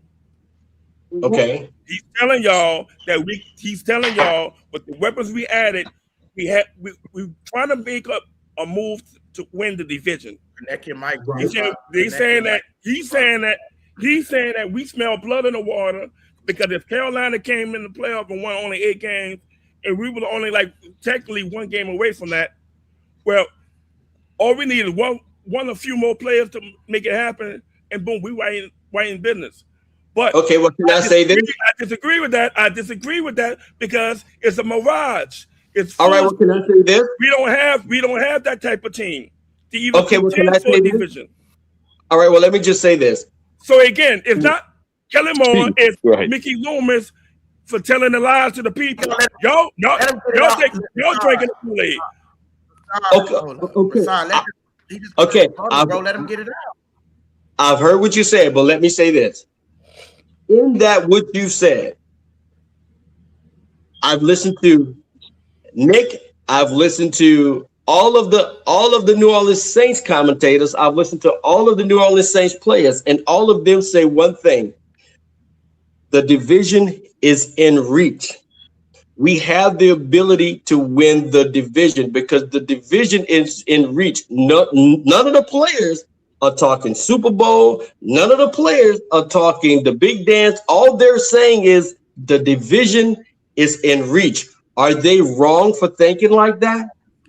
No, I think because if the players don't say that, then how do you think you don't think this panel gonna be talking the way they're talking right now about what Kellen Moore is gonna do? If you have seated doubts in the locker room and the season haven't even started yet, that's gonna be a bad a bad look. Okay, right, but for the the fan fact that you base. don't have them, isn't that a good Oh look? man, I'm talking to the man. I'm getting interrupted. Go ahead, Gay. So what I'm trying to say, this, I get it. Nobody, if you are a professional athlete, you are not going to say that, because if you say that, guess what? You're going to look for another team. Right. But them saying that, isn't that like being something that is, intangible? I can see us winning the division because we won 6 games last year. And because we've added more pieces and because the team has gotten better, I think we have the ability to actually compete for the division. For the division, that's like a fair assessment, right? And just like you told Red about his assessment with his team or player assessment, we're going to have to agree to disagree. Because again, I don't agree. I do not agree with that. You don't agree with my take. I don't agree with that, because clearly the message is being sent from the top and it's feeding down to the organization, from the top to the general manager, the head coaches, and feeding down to the players. So what we are seeing is definitely coach speak, general manager speak, player speak. So I guess right what now, you're saying right now, again, we will see how all that going to line up. We're going to see how accountable they're going to be with their words. We're going to see if they're going to be even more optimistic, even after certain L's or certain things been lost out of their control. We want to see. But they do have to build value, right? They do have to look forward to something, correct? We're gonna see how they face with adversity. See, all that's changed. Right, like I said, right now you free to say whatever you want to say. 15-2, 18-0, whatever I go. Say it. Me, I'm just saying what the team is saying right now. All I'm saying, when it don't happen, show your face up. But the team is talking the division. Don't you think that it's not going to happen on here? It's not going to happen on here. It's not going to happen over here. What about when So you do get you your think- ass in your motherfucking face? Because I'm clearly, after all that stuff I've been hearing for the past few months, during the summertime season even haven't started yet, I want to see how they're going to act when the season starts.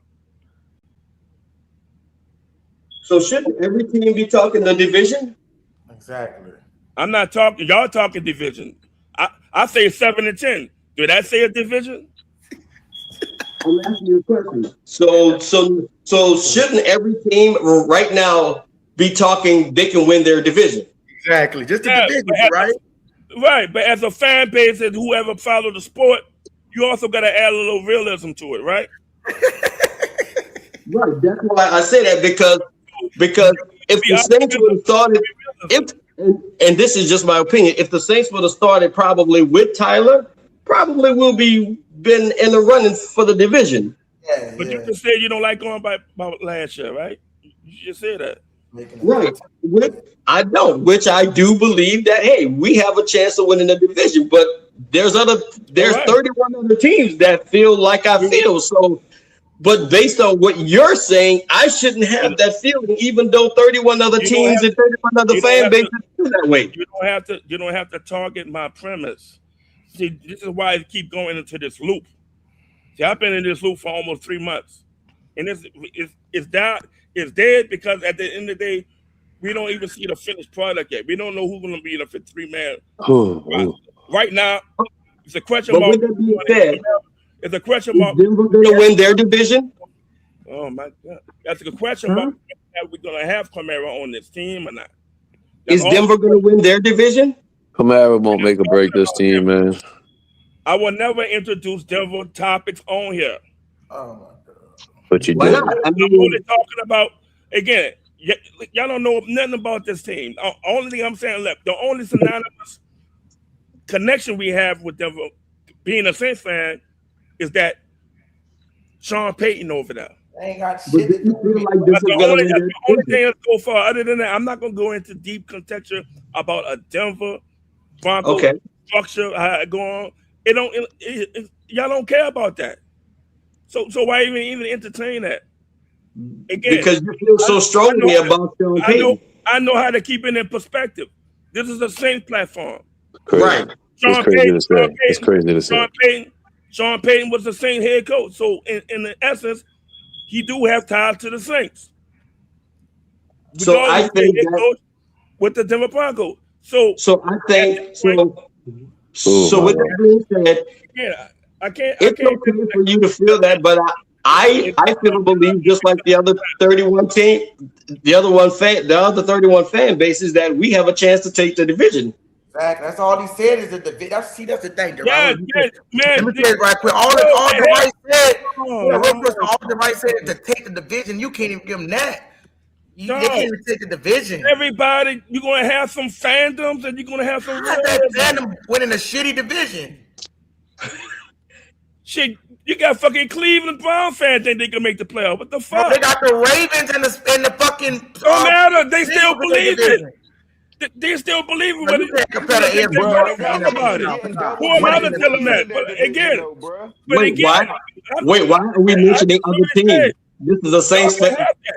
This is a Saints platform. Why are we mentioning other teams? You're right. That's what he just said.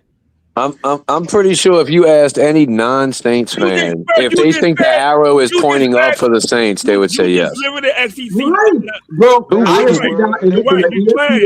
I've listened to Fox Network News. I've listened to. I was the CBS. I was the ABC. I was the all of their sports, and all of them are saying the Saints have the Saints can take the division, and he's the only one out of all those people that say the Saints can take the division. It's simple though, brother. It's because could the Saints only win 7 games next year? Absolutely, they could. But to me, that's the floor. If you focus on the floor, that's fine. Most fans like to focus on the ceiling, and the ceiling is probably 10 or 11 or 12, depending on how you feel. 7 is the floor, no doubt about it. That's your floor. My floor is 4. That's the majority of the football watching community, brother. Bro, that nigga said his floor is 4 wins, bro. Yeah, that's cool. You gotta be fucking kidding me. So 7's the ceiling? 7's the best case? Come on, bro. Ain't no reality Saints can win in that division. In that division, that literally went to the playoffs. They won 8 games. They won 8 games. No way they win. 8 games got into the playoffs. 8 fucking games got into the playoffs. It's a different squad, bro. Every team ain't the same. Now you want to come to that contention. It's a different squad. This is a different team, bro. We've been telling you that. I'm literally going by. Crazy to say, bro. Squad as well. That's why. Listen, hold on, let me mute you. We've been telling your ass. There you go with this step. There you go with this lying shit again, bro. Listen, how we lying?